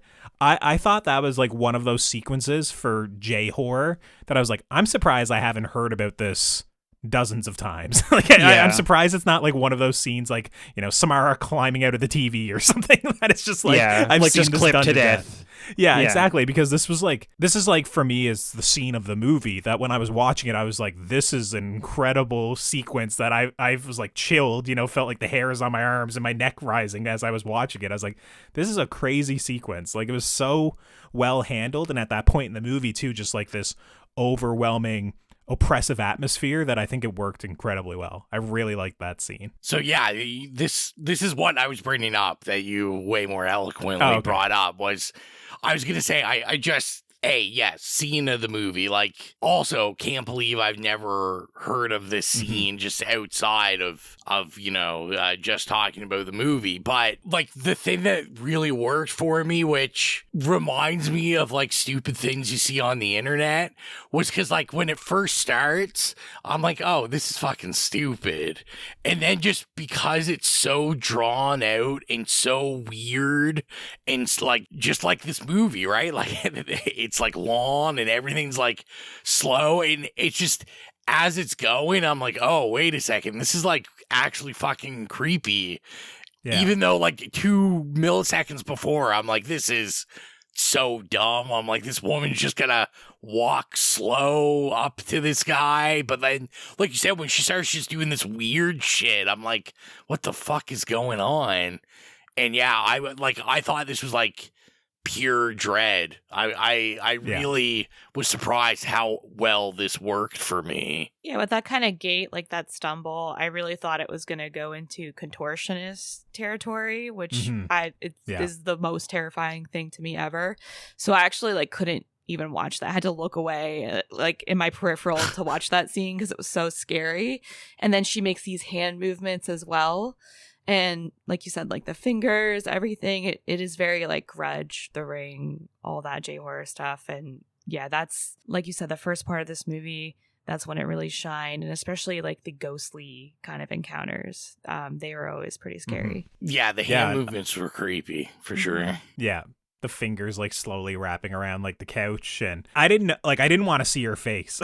I didn't. And like when it pops up, it's relatively like normal. Yeah. It kind of just looks a bit blank or placid, like it's whatever. It's not like The Grudge where like the mouth's coming open and the hair is wrapping around or something. But it was the sort of thing where, as someone who has seen, hundreds of horror movies at this point, it was like, I don't want to see this woman's face. Like this is a scary sequence, Like it brought me back to like when I was watching those J-horror movies just growing up, where every single one of them was terrifying, So I was just like, damn, that was a very effective sequence. I found it kind of sad because of how effective that was. And then I kept comparing it to, not right at the end, but basically when I can't, I'm lost at the names. One of the characters where he's told don't go into the red taped room. He goes in the red taped room, and we're like confronted with like some ghost, some male. That's like a digital ghost. I feel like that one's different. Mike, did you get that as well? Like that ending sequence, it's almost like the businessman who comes out of that room. The whole styling of him and like what they were doing with him, like, it looked like he was like fading like in and out and stuff. Yeah. That one looked digital to me, but yeah. To me, that I just like, I didn't really find I was just kind of like, what are we doing here? Just because that I think it was just like kind of losing me. I mean, like, it seems like kind of everybody was kind of losing in that third act where I was like, oh, well, these other things were unsettling and weird, and this I didn't really jive with that ghost. Like, I just thought he was on screen too much, and it, like, the flickering and stuff, I was like, all right, cool, but I don't know, he was talking. So I think that was my other issue, was I was like, it's creepy when these guys, you know, when this woman's walking towards you, not saying anything, just staring at you wide-eyed. They're just an image. Yeah. But this guy, you know, this guy's ghost is trying to have a whole fucking conversation with you.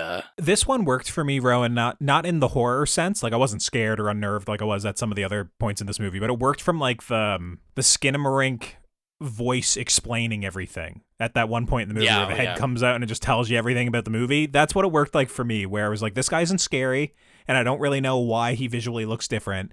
Is it because he is still in a digital world and it's like bled with our world and, you know, he can converse and stuff? I don't know.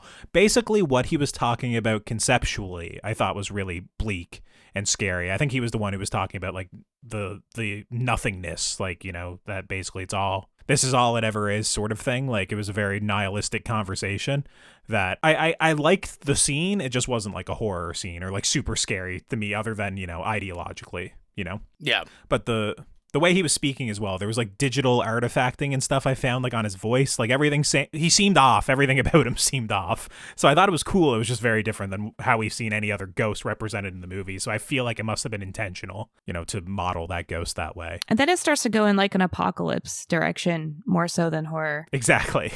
Yeah. It's that's kind of like the tipping moment. Well, that's why I'm thinking, like, maybe it's something to do with the digital world and our world completely being, like, merged or dissolving out even more. Yeah, something like that. Like the barriers being dissolved, like Mike just said, something like that. Yeah. Because it does wind up basically, he's almost like this arbiter of what's to come. You know, it's essentially like, we're here, we're not leaving. It's kind of, you know, what he's getting on with. So that was like this. That's what I took from that scene. But I will agree, like, some of the earlier scares in the movie, like the little boy in the bookshelves, like, you know, in that library, like, I really like that sequence. Yeah. That's so good when he runs up and it's just like the filmmaking thing where it's like the camera's waiting just long enough so the boy can clear the aisle clearly before it pans over to show there's nobody there. There's some stuff like that.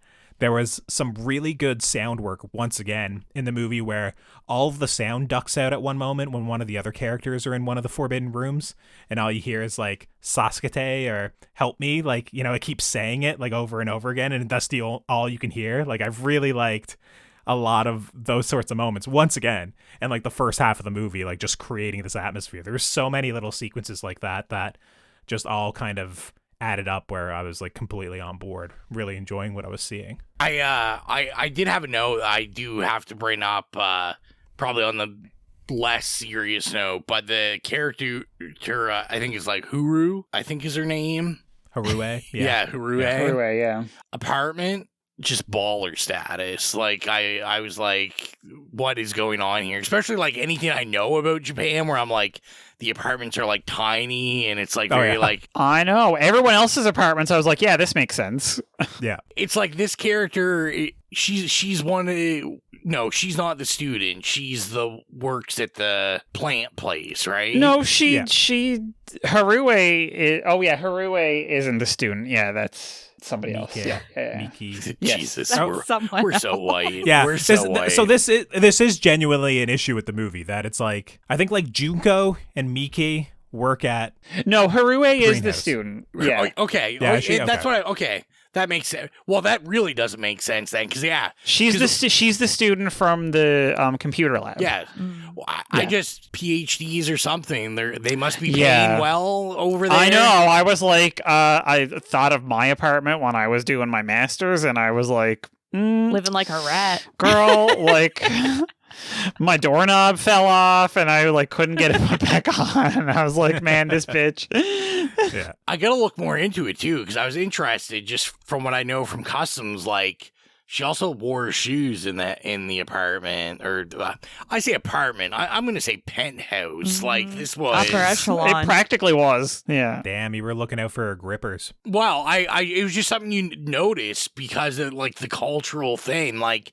there's a bunch of times even in this movie, right, that like people are taking their shoes off before they like go into these apartments or anywhere really. Mm-hmm. So it just like I noticed, I was like, oh yeah, like she's got shoes on, like that's kind of weird. Yeah, I've got to look more into it. Like I'm curious if I thought that was like a no thing, but maybe not. I mean, that's just, I'm claiming white Western ignorance on that one. So so for all of us, it seems like this movie eventually lost us. Maybe Mike less so, but the one sequence for me where I was starting to go like, okay, you made a stylistic choice here that I'm not sure. I don't know where this is going now. And it's when Junko dematerializes, like in the apartment. Oh yeah. She almost turns into like digital ash and then starts blowing away in the wind. Mm-hmm. And it was the sort of thing where once again, all we are is digital ashes in the wind. It was the sort of thing where I was like, I'm getting confused now because I don't know, once again, if it is supposed to be like a digital asset to some degree, or if it was just supposed to be like her kind of phasing into the wall and, you know, becoming kind of like this mold stain or black stain, ash on the wall, whatever. And it was the sort of thing where I was just like, I don't know if this worked. The vibe of the whole movie up until that point, even like some of the stuff they were discussing and getting a little bit more literal with the ghosts of the internet, was still like kind of jiving for me. But as soon as I saw that one visual effect, it took me out a bit. And then I think the movie from then on out just kind of got rockier and rockier for me. I actually kind of liked that effect because of the way that it was like an internet, you know, dial-up internet kind of digital video and images and stuff. And I did have that moment where I was like, oh yeah, this is probably not supposed to look like, it's probably supposed to look a little bit like that. Yeah. But it's also probably, again, like you said, also just a limitation of the time. Yeah. But I found that it did work for me because, you know, you are like turning into a digital ghost. And also just I meant to bring this up earlier too, because you mentioned the stain on the wall, the mold stain. And my friend David Demchuk wrote a letterbox because he saw our posts about this and decided to rewatch it as well last night. And he wrote a letterboxed review of it and, you know, pointed out that like, also, you know, don't forget that that's like the shadows that are burned in the wall from like Hiroshima and stuff. And I was like, oh yeah, see, that's actually a very, very excellent point. Willow wrote that too on her review. Yeah. Oh, I didn't see Willow's yet. I like that too because, you know, it's very Japanese. Godzilla being such a successful Japanese entity, also, you know, talking about like the ghosts and the impacts of the bombs. I thought that was excellent as well. Like once I read her review and then kind of reframed it, I thought that was very cool. Yeah, well, and this is like one of those things too that I'm always disappointed in myself. Like I feel like I got to research more because, you know, until you brought it up, I didn't really think about the Hiroshima thing. But it's like all the like cultural aspects that you don't really think of. Like when I was looking up about this, I jotted down like, you know, I was looking at different like themes and what, you know, like some people that wrote about it, like whether academically or critically and stuff. And like I saw someone had talked about there was like a strong leaning about the post-bubble economic malaise in Japan at this time. And I was like, you know, I don't know anything about that. There. I can't comment on that. So I guess maybe good because I'll have to you know, I'll have to like do some research, become educated. Bad because I'm just watching this and, you know, I'm like, ooh, yeah. Slow walking ghost. One more thing though about the stains. Oh my god, fingers. I just like the like imagery in the movie of the stains like screaming. Like if like what is more terrifying than that? Just like thinking going back to Nagasaki and Hiroshima, like people were reduced to like utter puddles. And I think that as a concept, historically also is terrifying. Like that's all we become, and then we're nothing, we're ghosts. And playing on that fear as well, like it's terrifying that this is our life. We talked about the afterlife just being this as well. There's nothing more. It's very nihilistic. So yeah, I think that's just like the most terrifying thing about this movie besides the, you know, figures getting close and closer to the camera. Yeah, I wonder if like the basically, obviously, Hiroshima and Nagasaki, like it's viewed as obviously basically almost like a world-ending event, like nuclear holocaust sort of thing. Like if it keeps scaling up, I mean, it is. I wonder if Kiyoshi Kurosawa is drawing some correlations between basically like technology, like internet, like progression like this. Does this inevitably end to the ending of the human race? Is this a sort of thing that he's kind of fascinated with? Right, that this is the inevitable conclusion, because even in some of his other movies, I haven't seen a lot of what he's seen. It's only 3 or 4, but Cloud, I think, was from last year or the year before.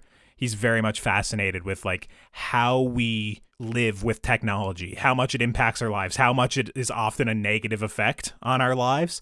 That I wonder if this is just something that's kind of been like a 25-year or more fascination for him, that like he believes that it has a markedly negative effect on humanity as a whole. Because, like, I think, like, that's pretty much the only way you can kind of read this movie. Like, I don't think there's a point in it where it's like, oh, the internet is great, actually, for our characters in this movie. You know, it seems to me like he very much feels that this is a terrible step for humanity. Oh, 100%. And like you said, prescient, because it is. Yeah. Is it the greatest and the worst thing that ever happened to us? Well, yes. Yeah, exactly. I mean, unfortunately, yes.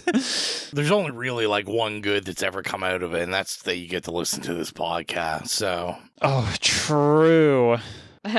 Otherwise, we'd be in the town square, all sat around, crying out for anyone who would listen to us.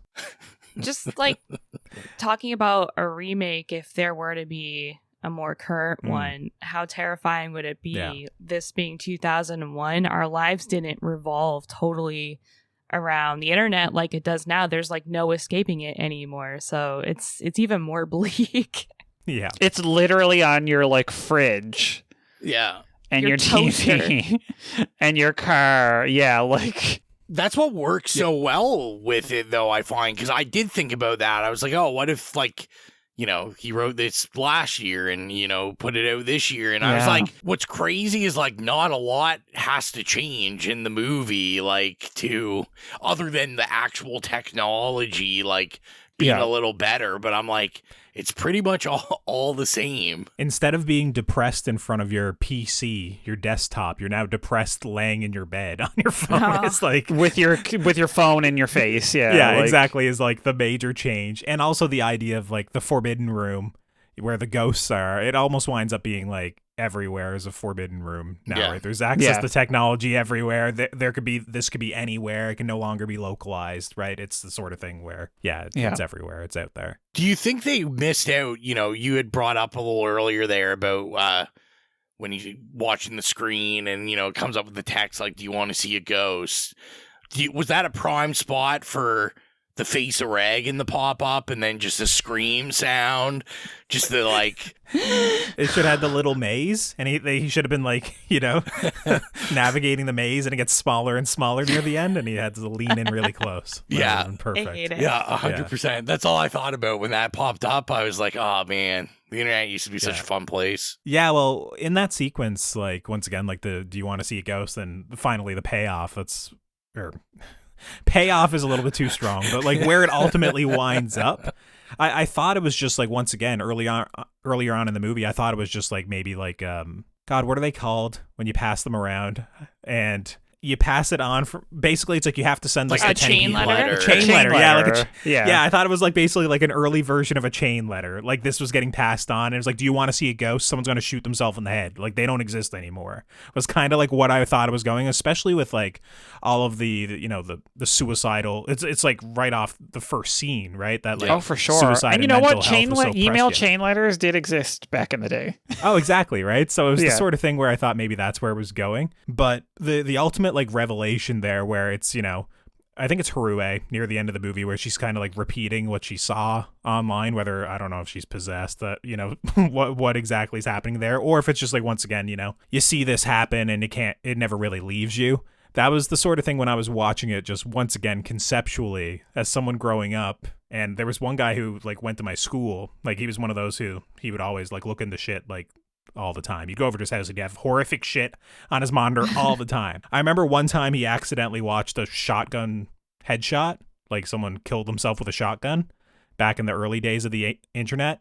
and he was fucked up right from like then on out. Yeah. Like he had to go like do therapy. Like basically he spent too much time on those areas of the internet seeing this horrific shit that finally something broke through the screen to like actually upset him and impact him in such a way that it was like, you know, he was off for sure like a few months before he started getting help. Like, you know, you could tell like it was like real upset him. trauma from something digital. Yeah. So like seeing that the movie, it doesn't necessarily culminate in that way because obviously we go about the post-apocalyptic shit near the end or just apocalyptic shit. But the idea of like, do you want to see a ghost being kind of one of these internet shock videos for me as someone who's like, I grew up in the like meat spin pain Olympics sort of shit, you know, people passing it around, that I was like, oh shit. Like once again, for this to be in 2001 and to have this on there, like a very legitimate, like shock sort of video you'd see at that time, and it being harrowing and traumatizing to certain people when you see it and not really leaving you. I really liked that idea as well. You know what it reminded me of at various points when I was rewatching? I got reminded of two other films that we've done on the podcast. One is World's Fair, of course. Yeah, of course, because it's like kind of maybe what, like 7-8 years later, probably, in terms of like the culture of the internet, the timeline that was happening at the time. Mm-hmm. Yeah. And the other one was actually probably, you know, right before this, and it was Perfect Blue.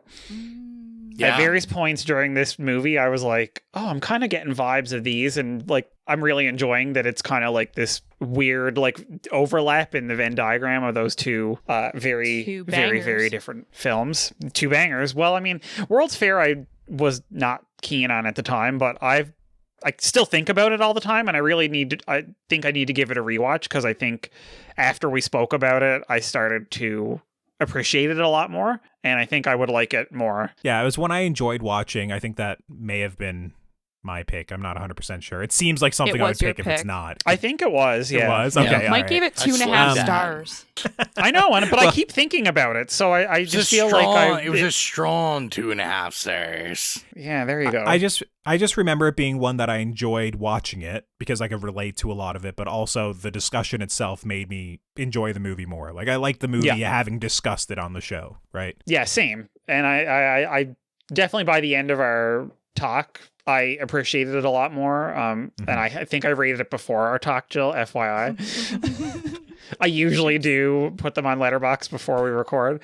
But also I, do think about it off and on. Like stuff will remind me of that movie. Yeah. In the whatever it's been, like a year since we did that. So yeah, including this, right? Like it made me think fondly of that movie and how there are definitely a lot of similarities, and the vibe, that kind of like dreadful, existential, lonely vibe is there.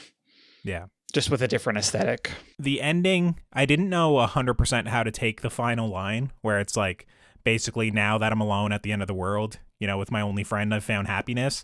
Is it the sort of, because once again, it's playing like as like you're seeing kind of the person that was with her. God, once again, just terrible with the names in this movie. I think it's Kawashima or Ryosuke. Yes. Kawashima. Yeah. I think it's like you see the stain for him, and it's kind of like, okay, like, is she talking about this guy as her friend? Like he will always be with her? Or is it like, since they're on the ship and there seems to be only like 2 people on the ship that we know of, is it like at least she's on a ship somewhere with another person, right? Like that. That's how I took it. Yeah. Okay. I didn't know explicitly which way it was, but I was leaning that way as well, Mike. Okay. That's how I did sort of like waffle back and forth. Yeah. But I took it that way because that left it like a little bit more hopeful at the end. Exactly. Because it's like, even if I lose people, I still have other people. You know what I mean? Yeah, that's a good way. I don't know. That kind of gave it that shred of like, it's not totally nihilistic and like we're all completely fucked. It's like you can still find something to live for in other humans. Perfect. Maybe I just like grasped onto that because it was so dire by the end. Of course, yeah. But no, that's a good note. So with that, why don't we land the plane and get into rating this? If you're new to the podcast, our rating system is nay, okay, yay, or slay. Colton, this was your pick, so why don't you kick us off? What would you rate 2001's Pulse? Yeah, this was the sort of movie, as I mentioned numerous times, that the first hour for me, no joke, I think I have a note there somewhere that it's like, oh my God, this is 100% a slay. Like absolutely love everything here. Now, after that first hour, I agree. I start to feel the length as things kind of move from more metaphorical to literal. I had a hard time with it. And then ultimately the apocalypse sort of ending where it's literally like everyone's vanishing from Japan and cars are crashing and there's an explosion of a plane going down. Like that just kind of went off the rails a little bit too much for me. So I'm going to settle on like kind of a weak yay for it. I think it's very good. I think basically the strength of the first hour outweighs a lot of my issues of the second hour. But, I left being disappointed that it didn't hold that atmosphere and that tension for the entire runtime. So yeah, I'm at a yay. Jill, I feel like you were like the lowest one on this one, so I'm curious, what do you think of it? Where would you land on it? Yeah, it's gonna be an okay for me. I also agree. She says dang and then gives it an okay. Well, I didn't expect you to clock me like that. But yeah, I thought the first maybe half was pretty effective for me and I was interested in it. But the longer it went on after that and like it kind of lost the same tone that it had, the same suspense and just like genre, honestly, that kind of lost me. The fact that I have no idea who anybody is and like couldn't really keep track of like what was going on kind of lost me. But the things that I liked was like the score. I think it was really creepy and unsettling. I like the concept in the beginning. And I think the concept at the end, minus the apocalypse stuff, like kind of like ghosts have nowhere to go. So this is where they go. And now they have no space in that realm. So they're coming to Earth. I thought that was creative and I like that. I just don't know if it like really stayed true to what I was expecting from it in terms of it being like a ghost story. One thing I wanted to mention that I forgot to mention earlier, we talked about a Japanese element being the people being reduced to puddles. One movie I always talk about whenever we talk about J-horror, I need to pick it sometime, Suicide Club, because suicide is such a prominent thing in Japanese culture. It's interesting because in Suicide Club, it's like this kind of disease, like this airborne disease that makes people kill themselves. And here it's like a digital thing. So I do like that. I think it's really cool conceptually. One more thing also, the girl falling to her death off the building was pretty gnarly. Yes. Yeah. And I really like that scene. But yeah, it's great an okay build-up for me. In the background of it. Yeah. Yeah, for sure. What about you, Mike? Yeah, that scene is, we didn't really talk about it, but that's another one of many horrific moments in that movie. And I think the way that it's filmed is beautiful, which leads me into my rating. So I'm actually going to give it a slay because I think... Oh, wow. Okay. Honestly, yeah, like it's... Since I rewatched it, I just like can't stop thinking about it. I think that like we spoke about, it's extremely ahead of its time. It's both very, very, very of its time and very ahead of its time in that like it kind of predicted that we're still cycling through this same sort of like malaise as a like society, as a species, really, as human beings. I think it's beautifully shot and the style is amazing. I just feel like I totally feel the, like, you know, in terms of like length, it does drag on a little bit. But again, I found that to be intentional, and the way that he marries this like temporal and physical space with the themes of like alienation and isolation, I just feel like it just makes you kind of like feel that dread, and it makes you sit with it. And I think it just makes it so much more powerful. So yeah, I'm totally just going to slay it. A great internet horror movie that, you know, is like way more subtle, again, until the end. Most of it is way more subtle than it has any right to be. Yeah. Ro, what do you say? Yeah, so it's kind of funny. So when it started, like I said, I'm kind of finding out now that Tubi failed me on the quality. And when I was trying to read the subtitles, like if there's like sunlight in the picture, like I couldn't see words. Oh, no. It didn't happen often. But when it started, I was thinking to myself, I was like, oh, you know, this is going to be some piece of trash I gotta watch. And then, you know, things happened, like the first suicide. I'm like, okay. And it really kicked in for me, like I said, with that iconic scene of that woman. And I'm like, whoa, this is where I thought it was really silly. And then I'm like, oh, wait, now the dreads turned up and I'm actually like reacting to this. It's pretty intense. Like everyone else, it kind of lost me in the third act. I wasn't a fan of the exploding planes and all that kind of stuff. But all in all, I ended up liking this way more than I thought I was going to. So, like Colton, I'm going to come in with a yay also on this one. I really did enjoy it. I had read up that, you know, everyone says this is the superior one compared to the American remake. So I want to know which one of us is brave enough that one of us has to stand up for our American brethren, where we really champion the American remake. And we're like, oh no, oh this please, is what like that's it's not about. going to be Jillian. That's Jill. She lives in the U.S. and she didn't enjoy this one too much. So Yeah. the American one can be American her one, cup of tea. she'll pick it and it'll be a sleigh. And she'll be like, this is it. I can remember everyone's name because it's Harry and Tom and Jane. Perfect. Everyone's white. So yeah, I'm going to give it a yay. So 2 yays, an okay, and a slay for Pulse. So we told you what we thought about it, and we asked what you thought about it, and we did get some answers. So we had friend of the podcast, Brad, write in, and he simply said, slay with an exclamation mark.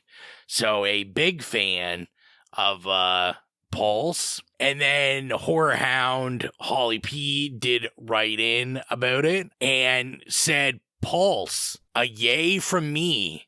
Thanks, Colton. I've been meaning to watch more J-horror. It's slow in parts, but there is a beauty to that. I love the sets, minimal but effective. I can't wait for you all to explain it to me, as I've no idea what was happening, but it was fun.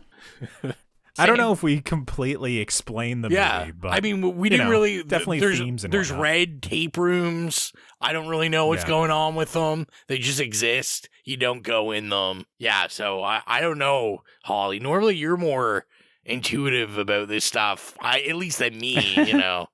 I'm like, movie good, movie bad. And then, then we had, Mike already brought him up, but we had David Dumchuck wrote in, and David said, slay for Pulse. So, you know, I can't argue with that. It seems a lot of slays coming in. Mike might only be the only one aligned with the people. I am the voice of the people. Then we had Jamie write in, and Jamie said, I included Pulse on my 2012 Sight and Sound ballot. I would have listed it again in 2022, but I imposed a restriction on myself. No director repeats. What makes it the total package isn't just the spookies and the dread, but that it nearly presents a coherent what the fuck is happening explanation every 10 to 20 minutes before slightly shifting goalposts. I think that's key to a true horror epic and unbelievably hard to pull off. True. I'll bet the other one was Cure on the Sight and Sound list. I just have a feeling. Yeah, probably. That's yeah. That's also one, by the way, which I have on my list to suggest. There you go. But I won't It's be on doing my anytime list as soon well. now. It's one of those that it's like, is it wind up being like, is it horror again? Sort of discussion, you know. And then Joshua Keep wrote in and said, it only slays harder, grows more poignant with time. Which, 100% we said. True. It just keeps on growing. Liam McIntosh wrote and said, slay. It's the one of the very films to capture the literal haunting isolation in the post-internet age, and it was made 25 years ago. Yeah, 100%. Yeah, I agree. I agree with that as well. Like, there is just this undercurrent throughout it that once again, for me, for the first half, makes it more powerful than even what we're just seeing on screen until it all becomes literal. Then Fred Coppersmith wrote in and said, it's one of the scariest, saddest, and yet strangely hopeful movies I've ever seen. I have never seen the American remake or its sequels. Fred, for a second there, I was going to change it and be like, the American sequel is way better. But I wouldn't do that to you. And then friend of the podcast and someone that's been helping us out with getting our ass in gear with the stream screams, Trevor wrote in and said, it's truly one of the most unnerving films I've ever seen. Horror movies don't usually scare me in any way, but Pulse actually fills me with a lingering dread. And then he said, between Night of the Living Dead and now Pulse, you guys have been covering some of the greatest films ever made. Love to see it. Keep it up. And no pressure. Just for the listeners, I said I will make sure Anaconda comes up right after. So, which I did like. I did like his idea, which he said we need to save it for August and change it to Anacongus. Oh my God. Yeah. That's good. I love that. I'm a little bit disheartened now to hear so many slays coming in and people obviously having very strong feelings for this film. It's like, I should have did my homework a little bit more, you know? No, we have to be the contrarians. Well, Jill's the real contrarian I'm here. the real fucking piece. Yeah. No, more as the discussion. That's all. Wow. You know, there's so many people that like this is like, you know, such a important film to them. That's all. And then lastly, we had friend of the podcast, Willow, write in and say the only horror film that truly understood what it meant when the dial-up connection screamed before letting you on the internet. True. Yeah, we need to put that on. Insert the fucking noise in at least every 5 minutes during this episode. Yeah, I'm sure that'll be 100% fine. After the credit button for this episode, you know, the dial-up sound. And with that, we're going to head on over to the horrific hotline. As always, Horrorhound Nicholas has left us a message on his opinions on Pulse. All right, so, I mean, if you want to watch a typically scary Japanese horror movie, the first thing that comes to mind is either the original The Ring movie, or, well, the first Japanese The Ring movie, or the, what are they called? Juon, like the original The Grudge movie series. But Pulse is I would say among genre fans, well-known movie, even though if a lot of people haven't seen it yet or only know the American remake, which, if I remember correctly, is terrible. Unlike the Japanese original movie, which is actually a very interesting movie, a good watch, and will definitely be somewhere between a yay and a slay for me. I think the first half of the story is a very well-constructed mystery, and there are some extremely terrifying scenes. And the whole concept with the ghosts or the souls of the deceased coming back through the internet, there is something that at least back in the day must have been really interesting as a concept, and it still is today, even though obviously the technology seems a bit old, but I can still see how this might adapt to a new movie if they ever, want to remake, maybe not the movie, the idea behind the movie, which could still work today, or maybe even better considering all the time we spend on our phones, etc., etc. But overall, what a very interesting movie, very thrilling movie. What is not, in my opinion, is a very fun movie. So this is a very bleak movie, really pulls you down. I think you have to be in a certain headspace to watch the movie, because there is a lot of, negative emotions throughout the movie. There are scenes of suicide in the movie, and that is... for the movie, it helps the atmosphere, but it's not a fun party watch you put on if you want to just be scared a bit. No, absolutely not. And that's the sort of thing, like, when I pick a movie completely blind and just know it's like, oh, it's something to do with technology and ghosts, it winds up being like, okay, it's almost impossible to talk about this movie without mental health issues and suicide and whatnot, which doesn't make for the most fun podcast discussion. That's for sure. The one thing that Nicholas mentioned that I forgot to mention was he was talking about like, oh, some of the technology is dated. That one scene where I think it's Dabe, he's taking down notes on how to bookmark something or like how to screenshot something. And I'm just like, what, I bookmark a website? Yeah, he's like, hold on. He has to get like the piece of paper and jot everything down, all the steps. And it's like, it's like rocket science to him. It's so good. It's just something that most of us implicitly just know from, growing up on the internet. What's funny, or I guess coincidental, is I know when Nicholas sent the voicemail in his email, he said he actually rewatched this like just a couple weeks ago, like, so he didn't know it was a pick. And he was like, I randomly was like, I gotta rewatch this. Well, if you want to be like Nicholas and leave us a voicemail, you can do so by sending it to us at itslaispodcast@gmail.com or on any of our socials at itslaispodcast. And if you're not following us already, you can do so at itslaispodcast. We're on Instagram, Facebook, Slasher, Letterboxd, Threads, Bluesky, TikTok. I don't know. If there's social media, we're probably there at It Slays Podcast. And if you want to help support the show financially, like our horror hounds, Holly, Nicholas, Mark, Steven, Dan, Brian, Trevor, James, gain access to the Patreon exclusive show Stream Screams hosted by Jill and get episodes of the main show 48 hours early. Be sure to head on over to patreon.com/itslayspodcast and choose whatever tier works best for you. Rowan, we mentioned the score in this movie, but it's not really like a playlist sort of movie. I don't think the music in this one. Yeah, no. I mean, I always go back, listen, see if it needs to be added. I guess if I just want to give people like existential dread, that's what you enjoy doing with your listening time of like, how can I just ruin my day? Then maybe that it'll get added. But you can find out by going to the It Slays Podcast Horrific playlist on Spotify. If you have any problems finding it, you can go to any of the social media that Colton just mentioned, go in the bio and click the Linktree link, and there's a button that'll take you directly there. We upload scores or licensed music from iconic horror movies we review, or just horror movies we love. So follow it. We update it regularly and get your spooky music on, because why the hell not? And I also have to do a little promo for... There's a TerrorVision coming up, so this will be out. There'll still be time to get tickets.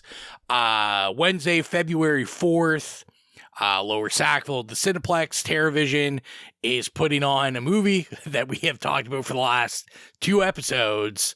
They're playing Poltergeist. Oh, shit. So, nice. Tickets $18 in advance, $22 at the door. We'll be providing the prizes. So, if you're there, say hello to me, and they'll be giving away some cool prizes. We always make sure there's always some good prizes. So with that, usually I say all that's left is to announce the upcoming movie, but you guys are deciding what that upcoming movie is, as it will be our 7th anniversary episode. 7. Yes. Insane. Yeah, it's truly, truly insane. We want to thank everybody for all the nominating of movies.